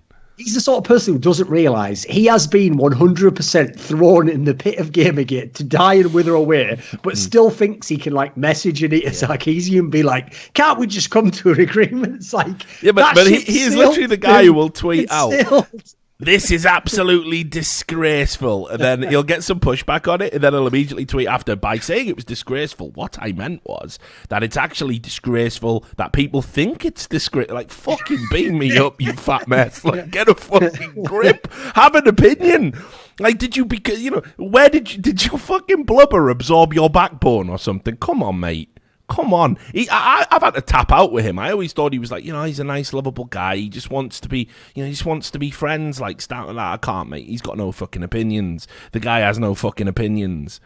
Can't deal with that. You've got to stand for something, even if... That's what I mean. I'll respect you standing for something, even if it's something I disagree with, because at least you stand for something. Also, by the way, the other reason, and this is a good point for people who are listening to this who maybe don't agree with some of the things we said, that another reason why it is really good to like respect someone having like a thought out opinion that you don't agree with is you don't know what your opinion will be in 3 years. For all you know, you discover some information or have an experience that actually makes you agree with that person. So therefore, by your own logic, if you're someone who goes just wishy-washy on teams, you're now a piece of shit. No. People, It was a great quote I retweeted the other day because it's such a fucking great line where it said something like, it was like from one of those old dudes from like the fucking 18th century, but it's a great line. It said something along the lines of how ridiculous it would be to imagine that someone on the other side of an issue from you couldn't possibly be like intelligent or principled or have morals, etc., and that they have to they have to be totally wrong and evil, and the only people on your side can be right. Like, it's the most ludicrous dichotomy you can create because it just doesn't apply to life. Yeah. So look, this is the talking point here. When this news was announced, it blew up on the CS:GO subreddit. Because people think it might get unilaterally applied. Hang on, that's not the word. Universally applied, sorry, rather. And that the same will be applied to CS:GO. So I think this is interesting when we're talking about from a CS:GO perspective. Because first of all, I think we just need to wake up to the fact that Valve have certainly more interest in Dota and its landscape. Course, yeah. I don't think this is a surprise to anybody. But there's been lots of things they've implemented in Dota that subsequently weren't implemented in CSGO. Most of them. It's a very separate world, and it's got separate Valve staff with their own ideas. I don't even know if this rule would come over to CSGO. Like, for example, if I was to try and build a case for Valve as to why it's not that unreasonable, the first thing I'd go to is, fair enough, Valve is literally providing half of the prize money for the entire Dota circuit. So minors, majors, like we're talking like 20 plus events, I think. They're giving half of the prize money. So you know what? I wouldn't mind as much if they took away a sponsor that might sponsor.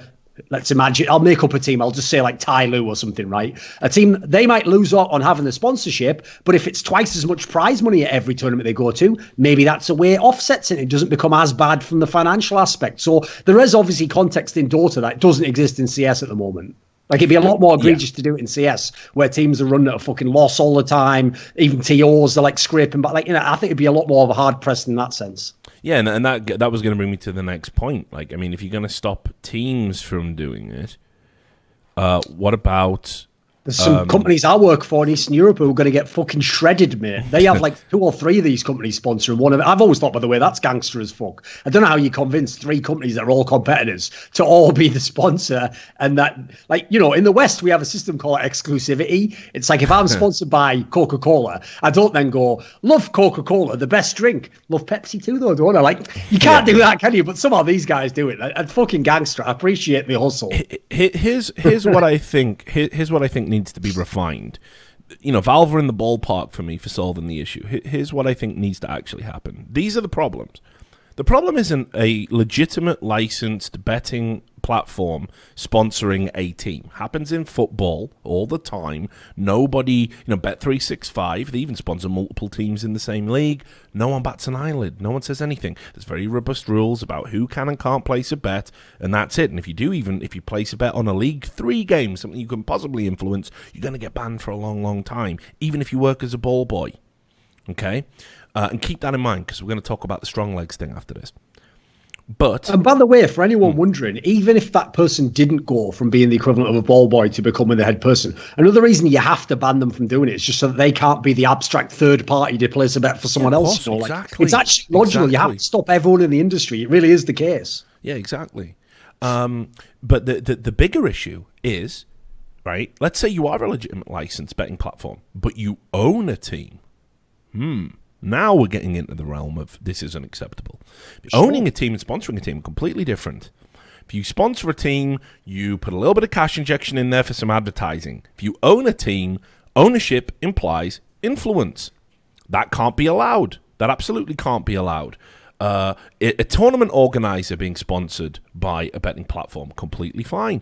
A tournament organizer that owns a team and or a betting platform, this is outrageous. This is outrageous because you can already see the machinery in place and how it would work. Tournament organizer invites teams that it wants to invite, its own teams. So first of all, in terms of profit sharing, it's not that bad, is it, if I've got $50,000 of prize money, but it's going to a subsidiary that I also own.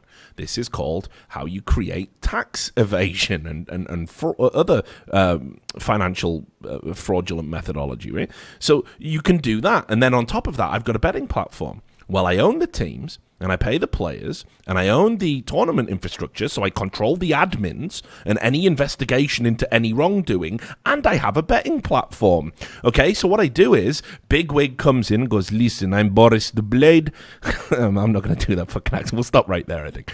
But, they come in and they say, listen, like, I pay your fucking salary, you lose this fucking game, and then they go and tell all their friends, right? And, and they say that they're definitely going to lose this game. And don't worry, no one's going to investigate it because the only people who would be the tournament organizer. And we control them and we're going to have no admins on stage and it's going to be fine. And then the bets come in. Well, you control the betting platform. So who's going to investigate what bets were placed? Keep in mind, CSGO Lounge staff used to place bets the same way as match fixers would and then just remove their bets from the record. They couldn't combat match fixing. So they just, fuck it, can't beat it. I'll fucking join them. I'll just bet the same way as the people we know are fixing matches and make money. And then just remove it from the public record so no one can question our integrity. So that has got to be stamped out, and I hope fucking Valve do. I hope Valve turn around and fucking say, listen, ES Force, no, this is fucked up. Choose what you want to make your money from. Choose and stick to it. Right? Multiple team ownership's bad enough. Multiple team ownership with a fucking tournament organizer that's on the fucking circuit and a betting platform is outrageously corrupt. It's corrupt just by definition. It cannot not be corrupt.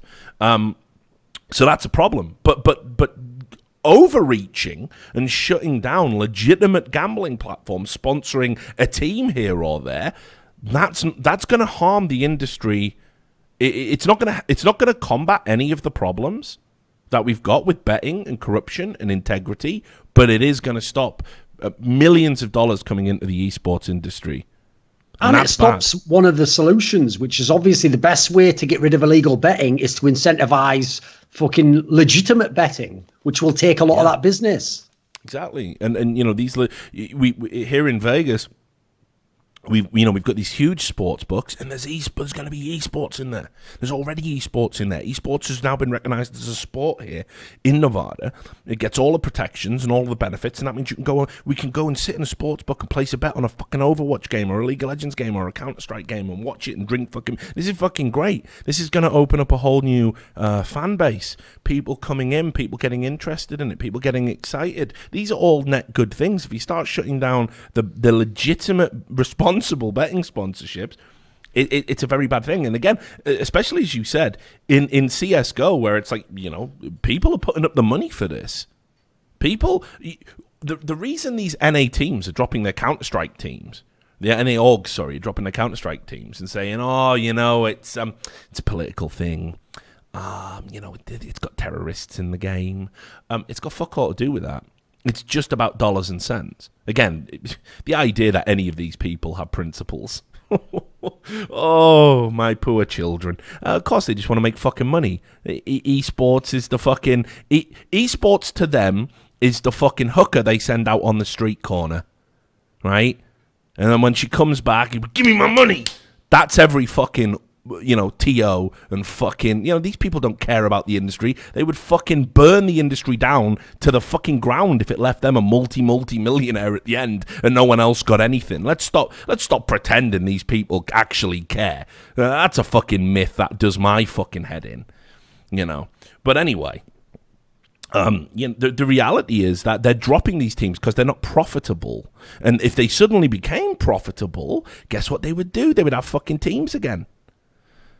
And that would grow the scene and grow the fans. And wouldn't that be a good thing? Of course not, right? So look, I don't think Valve will apply that to CSGO. I think it would be insane if they did. But it does beg the question, what happens if they do and what the landscape would look like if they did. I sincerely hope they don't. Because, like I said, we're just watching bags of money just fly out the fucking window. Which, as I say, at the moment, CSGO, of all the esports I'm aware of, needs the most. Like Dota was the other one that was in the same boat as CSGO. But Valve themselves, first of all, allow crowdfunding. Still doesn't exist in CSGO. Stickers are not the same thing. Secondly, they themselves are putting up half the prize pool. So, like, I actually think CSGO is the esport that, in terms of like ability to make raw amount of profit, is probably the worst at the moment. Oh yeah, definitely. It's got a very high expenditure with not a lot of avenues for return of investment. You know, that's the nightmare, right? So I don't know what's going to happen there, but it's something to monitor. And it's worth pointing out as well, this was reported by so many outlets, they couldn't even do it accurately, that it was like, you must stop now. No. It was all for TI9. They're all going to, you know, Valve are going to look and see what happened. But because obviously, if you've got an existing sponsorship with one of these sites, you can't just cancel it. You can't just cancel a contract. Yeah. There has to be some form of notice, right? So it's going to be interesting. I'm gonna wait and see what happens. But I'll just add, to wrap it up and then talk about the next topic, not even the biggest advocates for cleaning up the scene think this is a good... I haven't talked to one. Me, Scoots, guys like that, all these lawyers. Nobody thinks this is the direction we need to be going in. People think this is really too far. And, you know, obviously that's never going to stay Valve's hand, but I'm just hoping, like, as an idea, we can just refine it just a little bit. That's all. So let's talk about this match fixing shit that came up, because it's a nice little segue. Did you see this? Which game was this? Oh, yes, I saw Counter-Strike, that. yeah. So I'll give you the cliff notes for those who missed it. There were two players, kind of like long-standing Mountain Dew League players, not big names by any stretch of the imagination, played in the ESEA for a long time. A guy called Effie's and a guy called Cardiac. And they've been basically rigging games, and they were getting a family member, pretty much like you were talking about, which is why you've got to stop everyone from betting, to place bets on games and bet the certain way. And their team was called Really Old People. And basically Gg.bet, who've been in the headlines for other fucking reasons lately, they doxed a guy who was saying that they wouldn't let him withdraw money. And they went on Reddit and said, this is the guy, this is his email, these are his IPs, and these are his multiple accounts. He's lying. It's like, you've handled that about as bad as you can. The most hilarious thing about that was, as far as I could tell, that guy, who I actually recognized from Twitter as a piece of shit, was actually like some sort of a scammer, it appeared. But obviously, whoever handles that social media, I'm going to give you an F grade and say you should never be allowed to be involved in social media again. No, but I mean, that's it. It's like immediately, all you have to do is just put a statement out saying we cannot reveal, but our internal investigation showed this person to be a liar, and we hope that the good faith of that the community has in us will, that's it. That's the end. That's the end of it. The fact that some vote manipulated front page post is calling your company a fucking scam. Listen.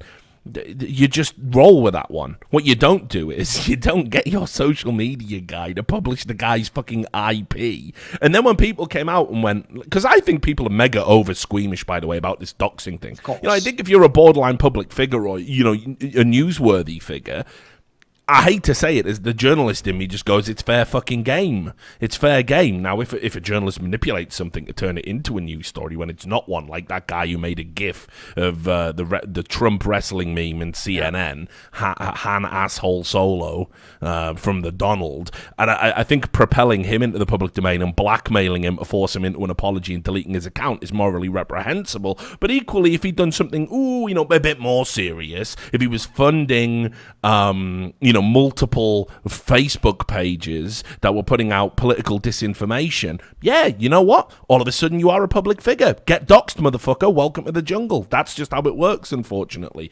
No journalist would think different. But anyway, so, you had that Gg.bet do that, right, which is just fucking ridiculous. But they actually did do something good here, and I'm hoping people are going to talk about the good they did. They got irregular betting patterns, and very suspicious bets being placed on their platform, and they reached out to ESEA tournament organizer, potentially Valve, we don't know that yet, and basically said, according to our information, our investigation, our fraud detection process, these games are being rigged. ESEA conducted a secondary investigation, found out it was absolutely true, and they've banned, obviously, these players for life. And what happens next subsequently with Valve is interesting. I don't think either of these players are ever likely to play at a Valve-sanctioned tournament. It's entirely possible they could end up in a minor at some point. Probably not, but, it's within the realms of possibility. I don't think they'll ever be in a major, but obviously I think these people need to be added to the naughty fucking list and excluded, because fixing games is deplorable. Where it gets interesting, where it gets strange, is there's a commentator called Stronglegs.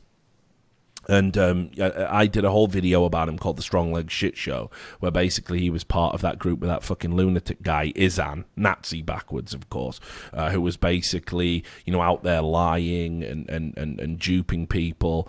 And, Strong Legs was kind of a victim of that. So he did a whole video about it and, kind of stood tall with him.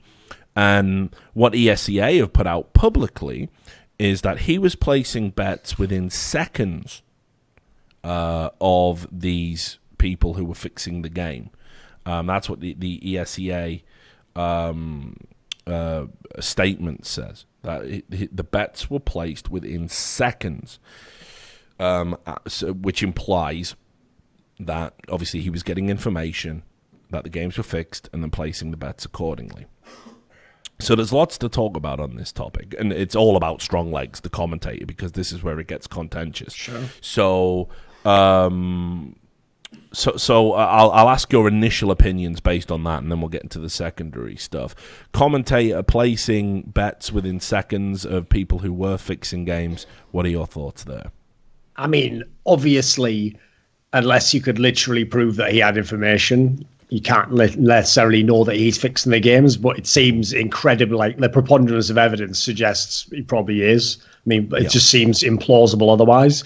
And then even if he hadn't have been doing that, I actually agree with Valve's rule generally that, like, if you're a commentator, you ever want to work in this industry, don't ever do any betting of any kind. I actually had a situation like this happen recently where, even though it was just a public for fun on Twitter bet, so a guy I just had on my podcast, you know him, Neil M, the guy who used to be the coach of Fused, he's now the coach of Imperial. Yeah. When Big made the final of the ESL 1 Cologne, he actually tweeted at me, because I said, like, you know, Big's going to get, like, wrecked by Navi or whatever. He tweeted at me, I'll bet you $500 that they win.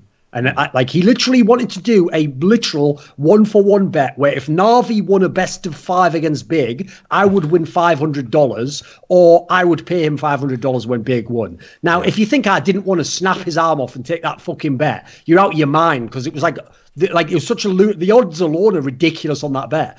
But I obviously didn't, and I didn't even reply to him because I can't even be perceived to be taken out. I can't even influence the game, but doesn't matter. I would not want to ever be involved with that kind of a scenario, so I didn't do it. But again, like, even if you're innocent, essentially, just don't be involved with it. Why even bring yourself in it? And in this case, he'd be the most unlucky guy ever if he wasn't somehow connected to this as in a potentially criminal sense.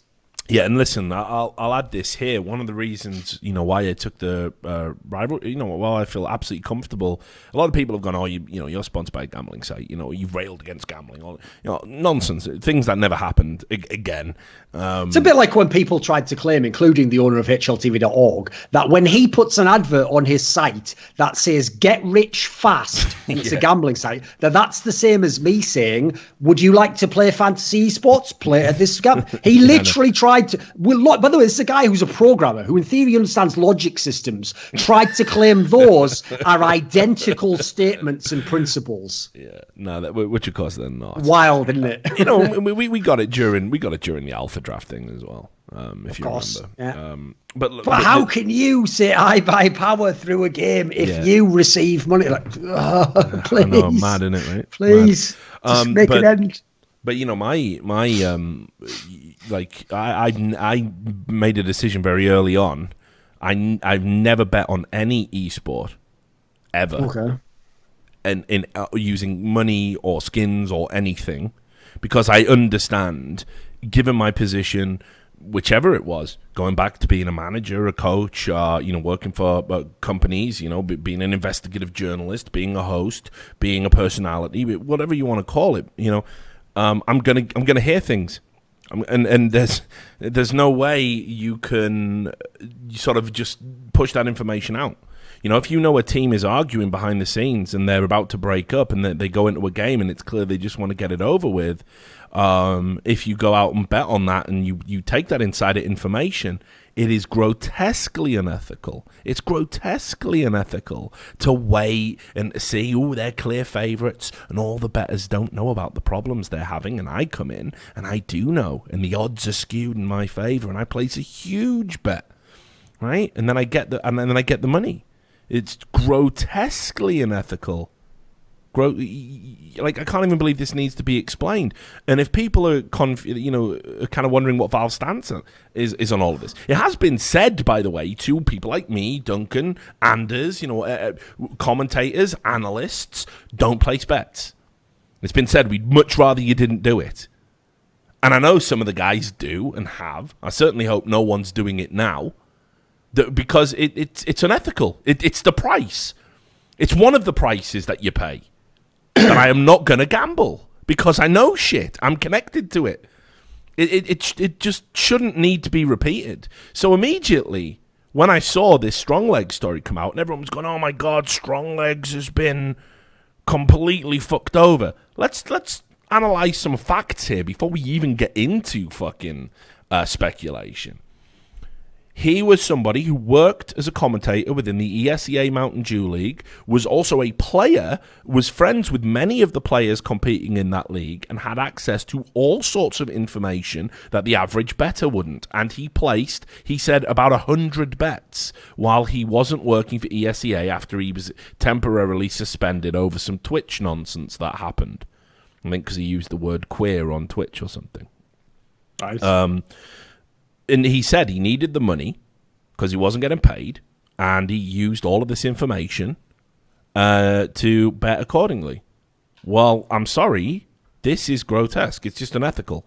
You fucked up. You fucked up, and you absolutely deserve to be castigated for what you did. I don't know how you could even think this was ethical and fine, and I don't know how you think there was no way this could ever come back to bite me on the arse. But here's the next point. Another reason why when they tell you not to bet is to protect you from stuff like this. Because let's say it's all one big coincidence. I don't believe it. I've said to Strong Legs himself, we've talked privately, I said, I think you're lying by saying that it was all a big coincidence, that seconds after these bets were placed, you placed yours. But again, now do you understand how it also protects you? Because by placing bets at seconds after people who are fixing games, you now look like you're in on it, and it's fucked you. And this is a career-ending moment.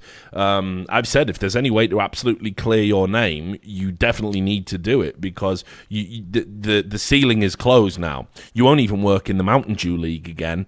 You're going to be doing Bush League Counter-Strike for the rest of your life with no chance of progression, because people are going to go, oh, hey, that Strong Legs guy's really good and talented, and oh, yeah, but he was the guy who was involved with the match fixing. GG, it's over.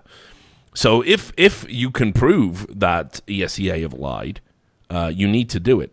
And this is the other point I'll add, and then I'll get your thoughts. If ESEA have misrepresented that information, because obviously they won't release it publicly, and you know why they won't release it publicly? Because the ESEA client is reading your Steam chat. And they don't like people knowing that. Have you noticed how ESEA can bust a lot of people that, like, Valve software can't bust, gambling sites can't bust? Yeah. They can just bust them all. They're only a fucking site that runs pugs.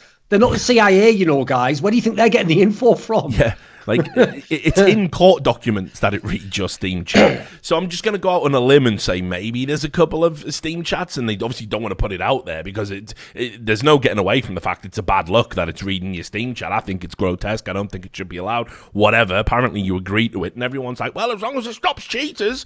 Yep, expose me. Haha, there's an admin laughing at the porn you jerk off to. You know, but that's fine. You're all right with it because it stops cheaters. Okay, good. You've got a real good handle on the important issues here about privacy.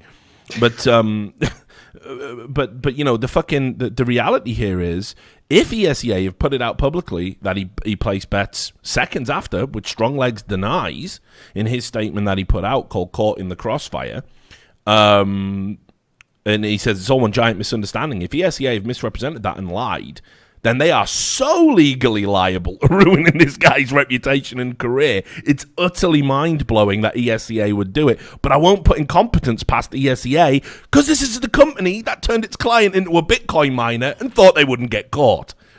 So, fuck knows. You know, by the way, that's one of my favourite details to bring up to certain people in the esports industry, is a lot of people who knew ESEA owners and top people often said, no, it's not how it was presented, you know, actually that they didn't know anything, it was a rogue employee. And all I ever tell them is, it says in the court documents that actually the ownership was aware of this behaviour taking place, and it wasn't in fact anything. And they go, no, that's totally inaccurate stuff. I go, well, I'm just going to go with what it says in the official court document and the ruling that was on that, you know. Yeah, exactly. I'll take the court document results. So, I mean, look, what do you make of this? I cannot find a world where I'm even vaguely sympathetic to Strong Legs. Again, I had to explain it to children last night, that commentators placing bets with insider information is unethical, and everyone's going, but why? He just commentates on the game. Fucking beam me up. Like, this is why you need responsible betting away from fucking kids. Like, they don't even know when they're getting fucked. Like, just think for a moment. Let's say you had the information that was the insider info, right? Since it's insider info, he's not going to say that publicly, is he? So if anything, let's say he was match fixing. What do you think he's going to tell the public? the opposite, so he makes more money. Like here's the thing, okay, this is something that might be interesting to people.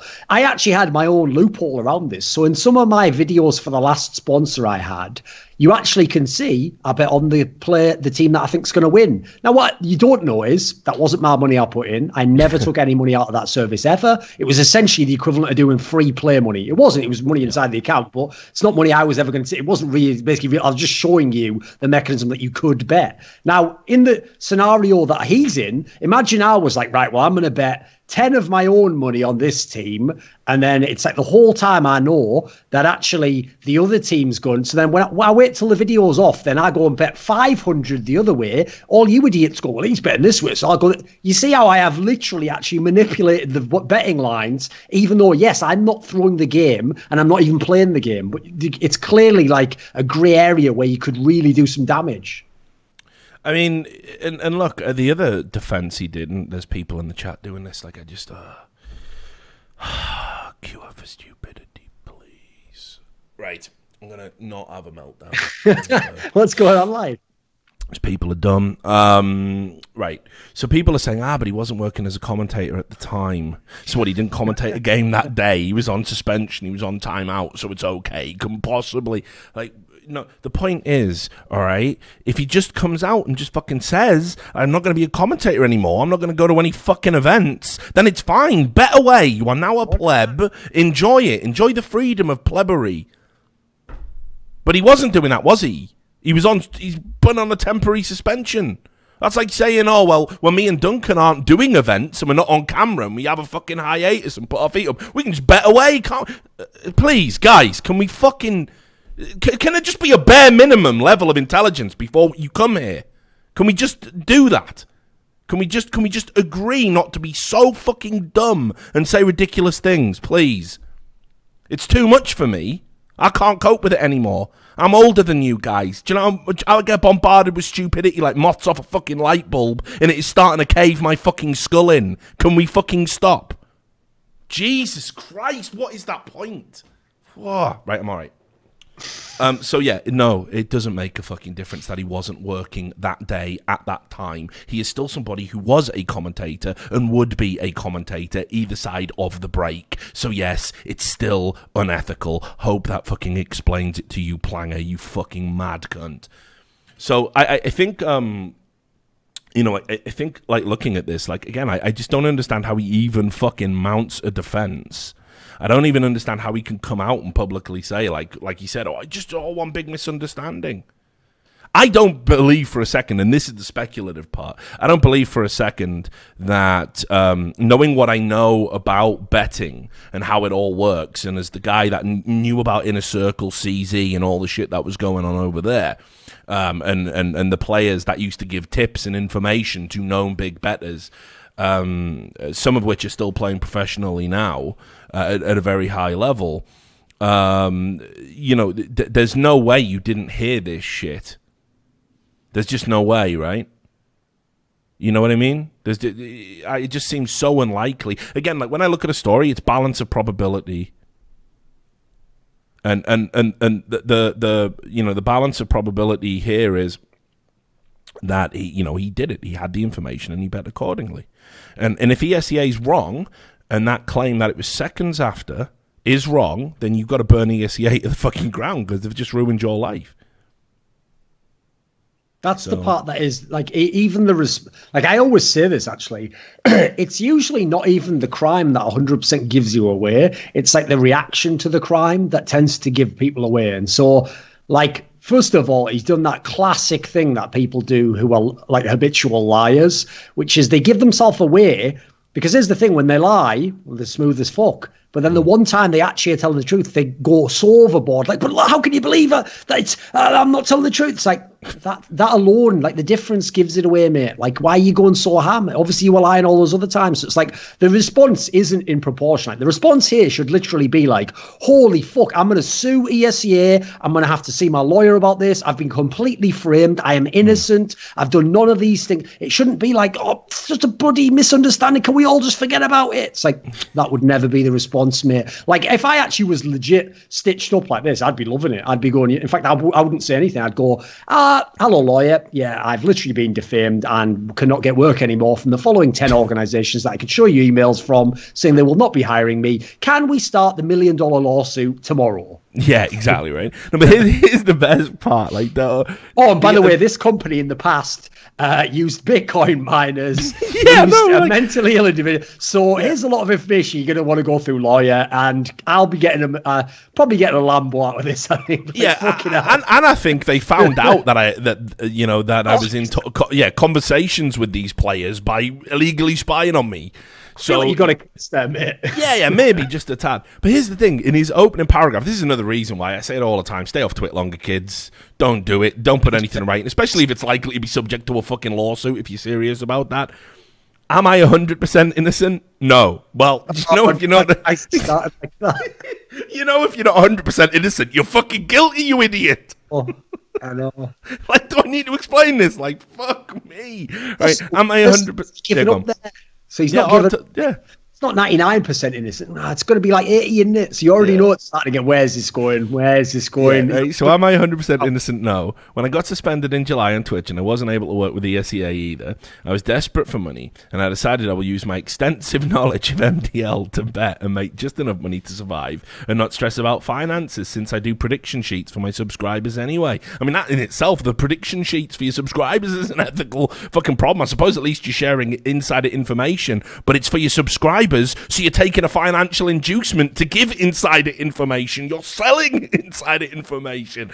Go look it up in the stock market. You ever heard of insider trading? Yes, it's unethical. Fuck me. What is wrong with people? Anyway, I started betting on many different matches, MDL, random qualifiers, T1 matches. I knew that betting on MDL while working for ESEA was wrong, but under my circumstances, I didn't think it would be an issue. The circumstances are exactly what makes it an issue.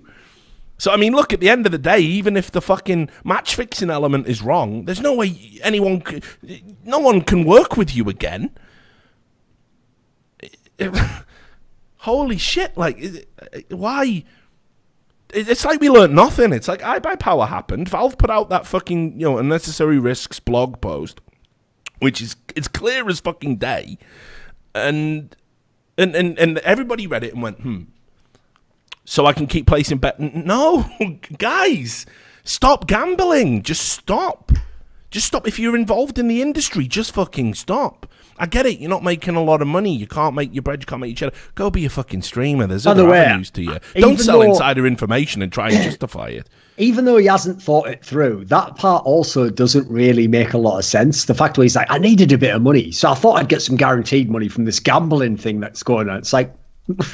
Mate, have you ever seen when we do predictions for events where Yanko's losing to like Smicks every fucking time? Like, you can't even reliably predict the matches. I got wrecked, by the way. Listen, mate, I need some money, so yeah. If you want to fucking talk about fucking getting wrecked, I did this preview for this cup that was going on overnight, which we'll talk about next week maybe. This Zotac Cup. Okay. And there's all the upsets, wasn't there? Yeah, mate. Everything was an upset apart from MIBR, and I was fucking worried. I had heart in my mouth because they were fucking the last game, and they were fucking sleep deprived. And Zotac, it was a nightmare. Virtus Pro fucking lost to MVP PK. Fucking Optic lost to fucking Ghost with Wardell. Fucking a man so online, he's going to be the fucking enemy in Matrix 4.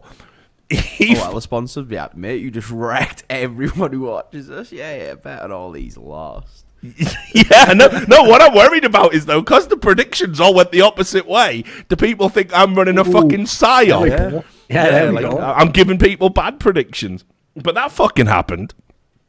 And then the other one, I mean, Optic are a fucking train wreck. I almost felt while I was saying it, like maybe Ghost could steal a map here. I think I even did say that in the video, but I just couldn't conceive that they would win. And what was the other one I got absolutely fucked on? Kingwin beat Tyloo. Yeah, Kingwin beat Tyloo. The whole thing was fucked. Mate, I was like fucking Kim Jong-un from fucking American Teen Police. I was watching these results in bed, getting bombarded by all the McSkillet lunatics. Just getting absolutely fucking battered. Like, it was just ridiculous. I can't predict the games. I'm being told I'm sympathetic to a murderer. Like, it was horrible. Like, get me out. Get me the fuck out. So you're right. You definitely can't accurately fucking predict the fucking matches. But I think we can all agree, at least. If you work in the industry, don't place bets, don't sell insider information. That's before you even get to potential match fixing, which I'm almost certain happened, because I just can't believe ESEA would publicly lie about it and leave themselves liable to a huge lawsuit. Especially given that their fucking client just is a surveillance, it's just a piece of surveillance machinery. Ridiculous. Any final thoughts? And then I'll move on to the last little 2 bits, and then we can end the show. Thing about that one is, it is actually such a serious topic with so many deep and far-reaching implications. But because it has the ESEA part, it just becomes somewhat hilarious to me. So I just enjoy it as a piece of news. It's funny. Just people fucking out there, like, it's like that joke, and someone should do like a fucking paraphrase of it where it's like, so anyway, I laughed, my girlfriend laughed, the ESEA admin reading my Steam log laughed, like. Yeah. It's ridiculous, isn't it, mate? It's ridiculous. I also just love the idea this is known information and people are still in there on Steam logs, like, so anyway, when we match fix this game, like, use Discord or something, for fuck's sake, like, what are you doing? Yeah, I mean, look, I used to do this, right? When I used to work as a manager in a call center, one of the things we had to do was monitor calls. Okay. And what I used to love doing was I used to have this button where I could just take over the call, right? And it was obviously used for escalations if you had an irate customer. Right. And they were like kicking off at a fucking member of staff. You would just come in and go, right, we're going to shut this down right now, sir. I'm a manager, blah, blah, blah. That was the premise of it. But obviously, I fucking hated that job. It was so fucking creatively uninspiring and the death of the soul every day that me and my mates on my team, we used to fuck with people's minds, right? And what would happen is, like, halfway through the call, I would just fucking take over. Completely different voice, you know what I mean? Completely different person. Just come in and be like, okay, then, sir. So, like, they're obviously thinking, what the fuck is going on here? Why is it just to come with a different voice all of a sudden? It must just be a bad line or whatever. But then the other thing I would do is, like, when they would say the farewell at the end, they would go, it's in the end, I hope you have a great day and it's goodbye from me. And then I would just click the button and go, and from me too, and then just end the fucking call. You can imagine, like, how fucked these people were in the end. But that's ESEA. That's what they're doing to everybody. Just straight fucking, they're checking all your chat, reading all your shit, watching what games you're playing, what fucking executable files are on your PC.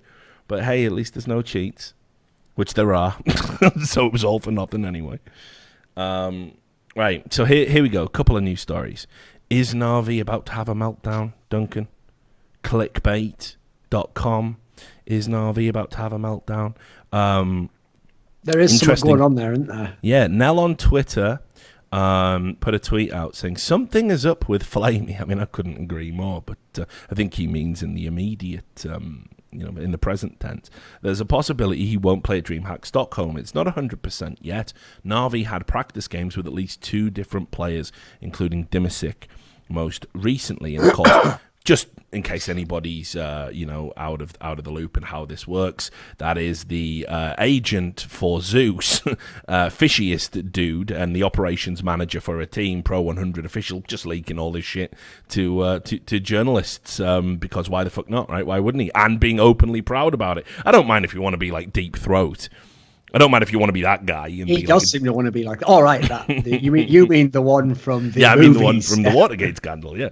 But again, a guy who pretended to be Zeus at one point is just out there straight leaking all this shit, and everyone's like, oh, yeah, this is fine. This isn't an ethical breach. Love that guy. So anyway, so this is out there in the public domain, and then there was a reply on VK. Where Kane said there were some personal issues, but fortunately he managed to fix them quickly. I imagine that's the old Navi method of fixing things, where the big guy with the AK walks in the room and goes, problem? Nah, actually, I have revised my position, and I don't want my back pay. Let's go win those tournaments, guys. I don't want to play for SK. What the fuck are you talking about? Yep, he's good to work, so he's coming out now. Give him a hand. Problem? Right, so anyway, Obviously, this is all satire and is therefore protected speech. Of course. Must be added. Must be added. But none of the people referenced here have any association with with people living or dead. dead. No, absolutely fucking not, mate. It's just like the Bible. It's fine. But then there was this other component to the story, which is for the first time, and this is what makes me think something really is up. Navi are skipping Star Series, the 6th season of Star Series, which of course they haven't missed this event since 2012. It's like their home event, and they put out a statement saying, with each year, it becomes harder to choose what tournaments to participate in because their quality and quantity are continuously growing. This is the Navi manager, Eugene Yerofeyev. Our schedule for the season is so busy, we're forced to withdraw from the home tournament, which we've never missed before. A combination of factors are at play, doesn't say what, and we know we'll be needing a break at that point. Many of the tournaments are coming up, and we have very serious goals for them. And then they even put on the website, like, look at our schedule and how busy it is, and it includes like some boot camps and stuff. So what do you think's going on here? Because, I mean, I thought when Flamey and Simple wanted to jump, and it was obvious Flamey wanted out, it's pretty obvious Simple wanted out as well, and they were likely to go to SK, and the only thing stopped them was that ludicrous buyout. And then, of course, no one was talking to anyone. It was all lies. They managed to, I thought at that point they turned the corner, because if you remember, they then started to actually be a top 3 team in the world and win tournaments because Electronic turned up and started playing almost as good as Simple. Simple's the best player in the world and just on some mad god tier shit. And even Flamey was getting it done, and even Edwards' terrible decision making process couldn't hold the team back. They were going out there and winning tournaments. I'm astounded. I think they're transformation into a top 3 team, a tournament winning team, is one of the maddest things I've ever seen, because I still stand by, if you were to look at this team as 5 and everyone's form and everything and what they bring to the table, there's no way they should be as good as what they are, but they absolutely are that good.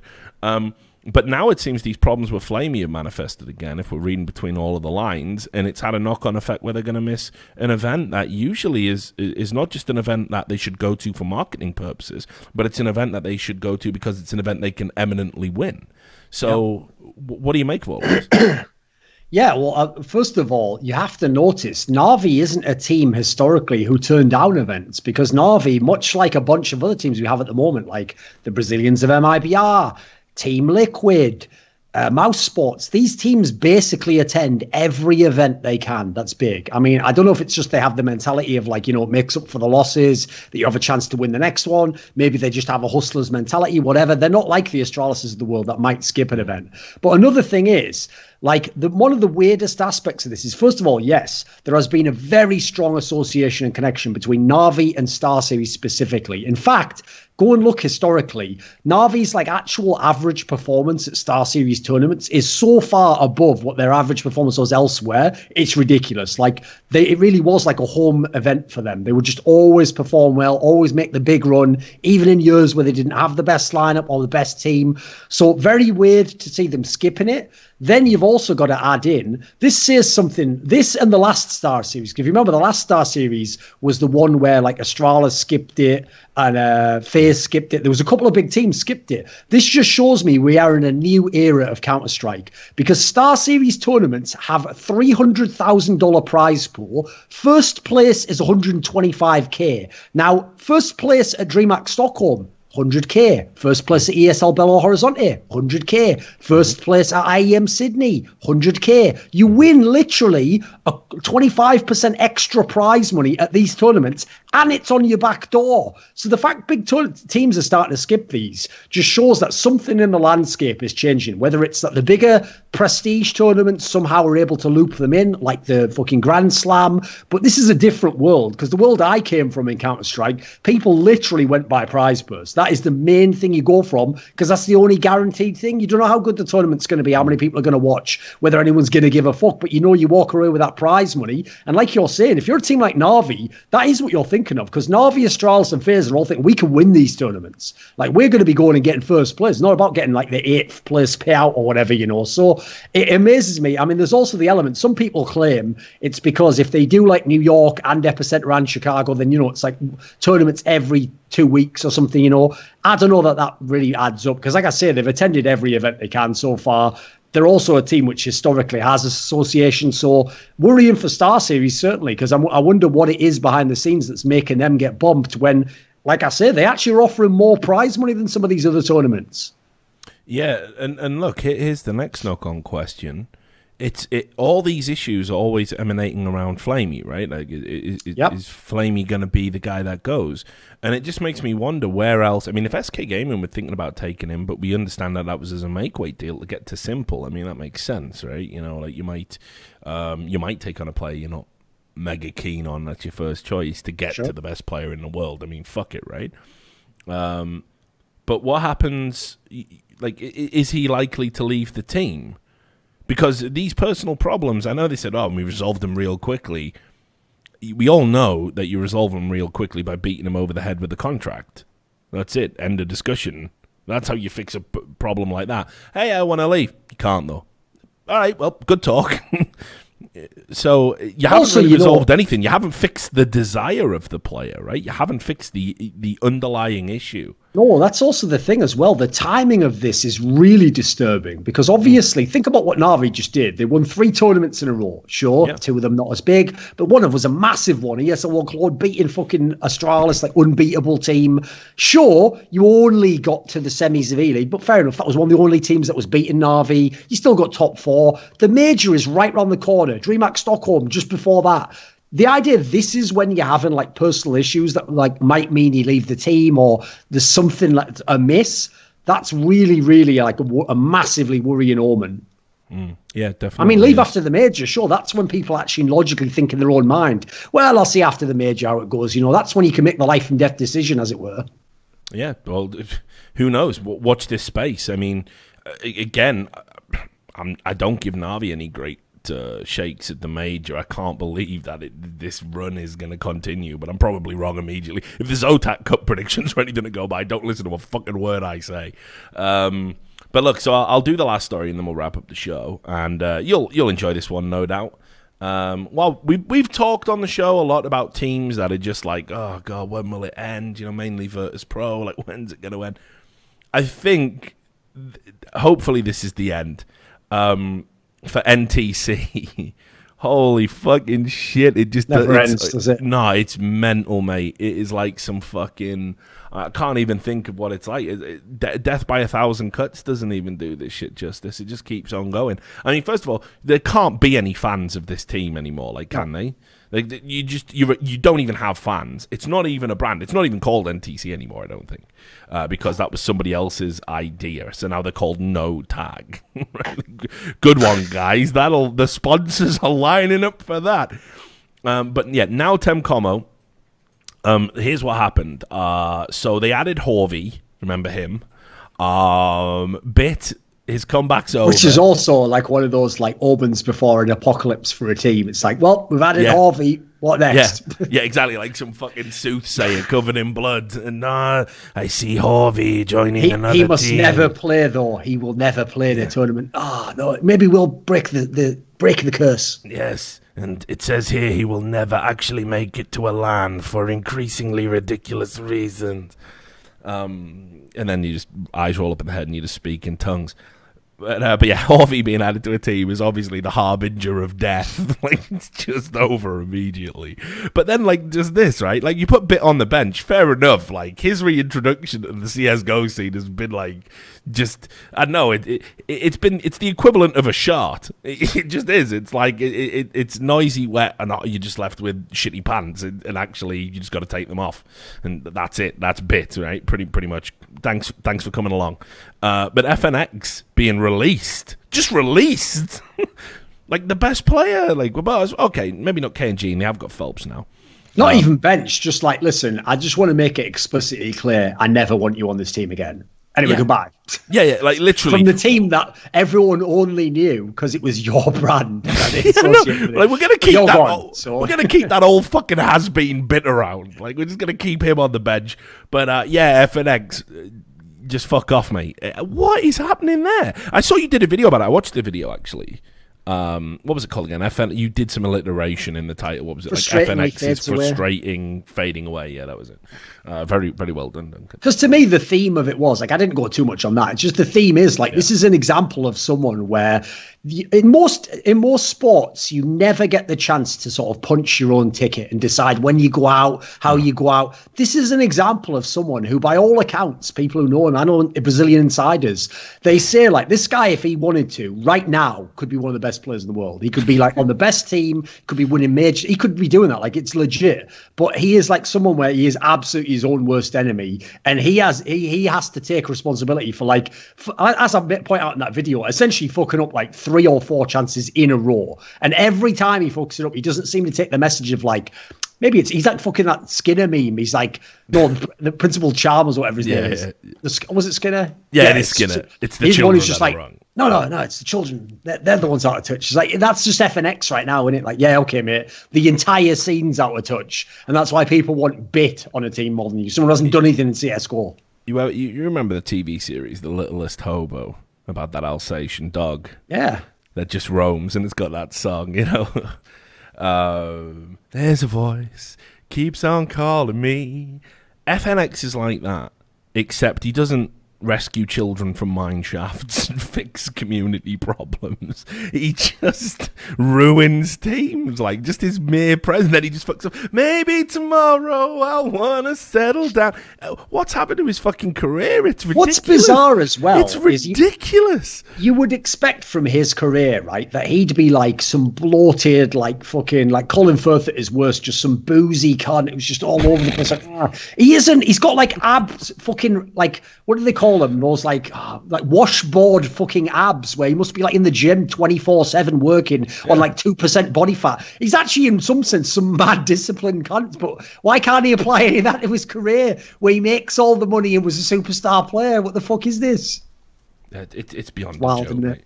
So yeah, I don't know what happens to him. Somewhat like he'll probably just be at the next tournament when MIBR's playing and just attack them with a fucking dolly in the parking area. You know what he needs to do? Like, I honestly think this. Like, this is the time where, as one of the more tenured Brazilian players, I know he speaks English, and you know, it's time. Like, somebody in NA's just got to pick him up.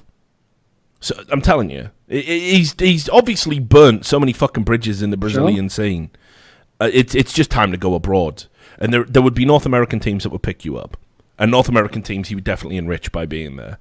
He's still a very good player. I mean, like, I remember the FNX, you know, the Clutch Master feels like another fucking lifetime, like as far back as 1.6. But he could definitely go. I don't know who the fuck it would be. But there's got to be some fucking players in NA that lack the kind of ego and, you know, fucking need to butt heads. So, but it's just tragic. Like, there's just been so many Brazilian careers like that has just ended just abruptly for no good fucking and reason. Also, if you've noticed, here's one of the weird things, right? When you look at when he was on SK, one of the weird things about how they kicked him from that team is that the team hadn't even like collapsed yet. They were still fucking really good. They were always this close from winning the tournament. It's like you have to do something really fucked up where they literally don't just say like you kicked, but like just don't ever come back. Like you can never be in our team again. And I have to say, if you look at his career, they were absolutely right. Like, even though they didn't win any more majors, like, one of the reasons why I can say categorically they were right is because he also has that effect on people, probably because he's a charismatic guy, where he takes other fuckers down with him. Like, it's like that joke I made about Smiths when he's hanging around with Shocks. It's like, Shocks, you can get away with, like, going out, getting half cut, fucking sleeping 3 hours, getting up in the morning, and you might still win that game. Smiths can't do that. He needs all the fucking water in the world, 8 hours sleep, like, fully blacked out doors and everything. Like, this guy needs every chance. You can't be taking him down with you. So same thing with FNX. Like, I think the worst moment of their careers collectively was the moment fucking FNX met like Henny and Lucas and was like, you boys want to party? It's like, fucking hell. They didn't even know what partying was before then, did they? They were like, yeah, partying's all right. Wait, what the fuck? There's a pentagram involved.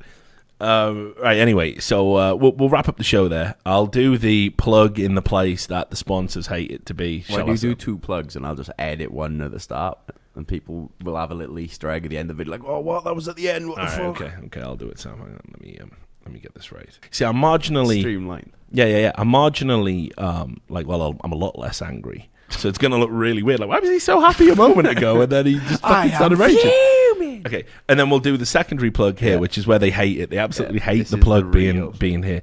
But obviously, yes, go to rivalry.gg. It really helps out the show. It really helps out the channel. You can use the referral code RLS to qualify for up to $350 worth of benefits. I don't know if you know that. But, you get all sorts of things. You get VIP. It's really good. Okay, so with that said, shout outs to the patrons as well that make the show possible. Special shout out to Planger. 9 months got absolutely fucking roasted. Listen, mate, I didn't get a lot of sleep last night because my phone was buzzing fucking constantly over this McSkillet shit. So I was like, fucking, I am on the edge. Like, stupidity triggers me. It was a stupid question. You didn't deserve to get roasted quite that bad, though. Do appreciate the 9-month subscription. You're all right, mate. You're all right. You're a nice guy. Rodney Dangerfield, mate. Nice guy. You can't be Don Rickles in people, mate. Look at you. You're a fat waste of space. I love you. Lucky. I can't get no respect, I tell you. I was breastfed until I was 12 by my this father. We're going to need Sam from now on to basically have a list of the patrons open at all times, check them, verify them with it, and then when Richard's going, who the fuck is it? Sorry, I guess we'll think about that next time, mate. Anyway, this other guy though looks over. Yeah, he's a fucking cunt. He is. He doesn't know anything. Yeah, exactly. That's what we need. Right, okay. So, yes, let's shout out to him and, of course, our patrons, our $100 patrons, Botvic, Chris N. Wynn, Detlef Insomniac, long-time supporter, TTMXMP, Hyolu, Ruxun, Jerky's Minion. Do not forget, if you donate $100 or more, you do qualify for a question. We're happy to answer them. Just don't make them stupid, obviously. Although for $100, maybe Richard will roast maybe I could find my civility for $100. Who knows? And our $50 patrons: Manuel Stockley, Sardsawar, Daniel Plamanov, Yordanov, Pete Bidstrup, Ivan Candido, TC Owens, Carv Roosty, Nastradamus, Marcus Kyunpar, Madsen, Ollie Ginther Zillan, Colin Penny, Mama Jamma Hennessy, Benakagi Assassin, and William Southern. That was another episode by the numbers. Thanks very much for tuning in. We'll be back next week. What's this? Oh, you playing the Littlest Hobo? Oh my fucking god! Yes, and now, like FNX, we're off to wander the streets, desperately wondering what we can fuck up next. We'll see you next time.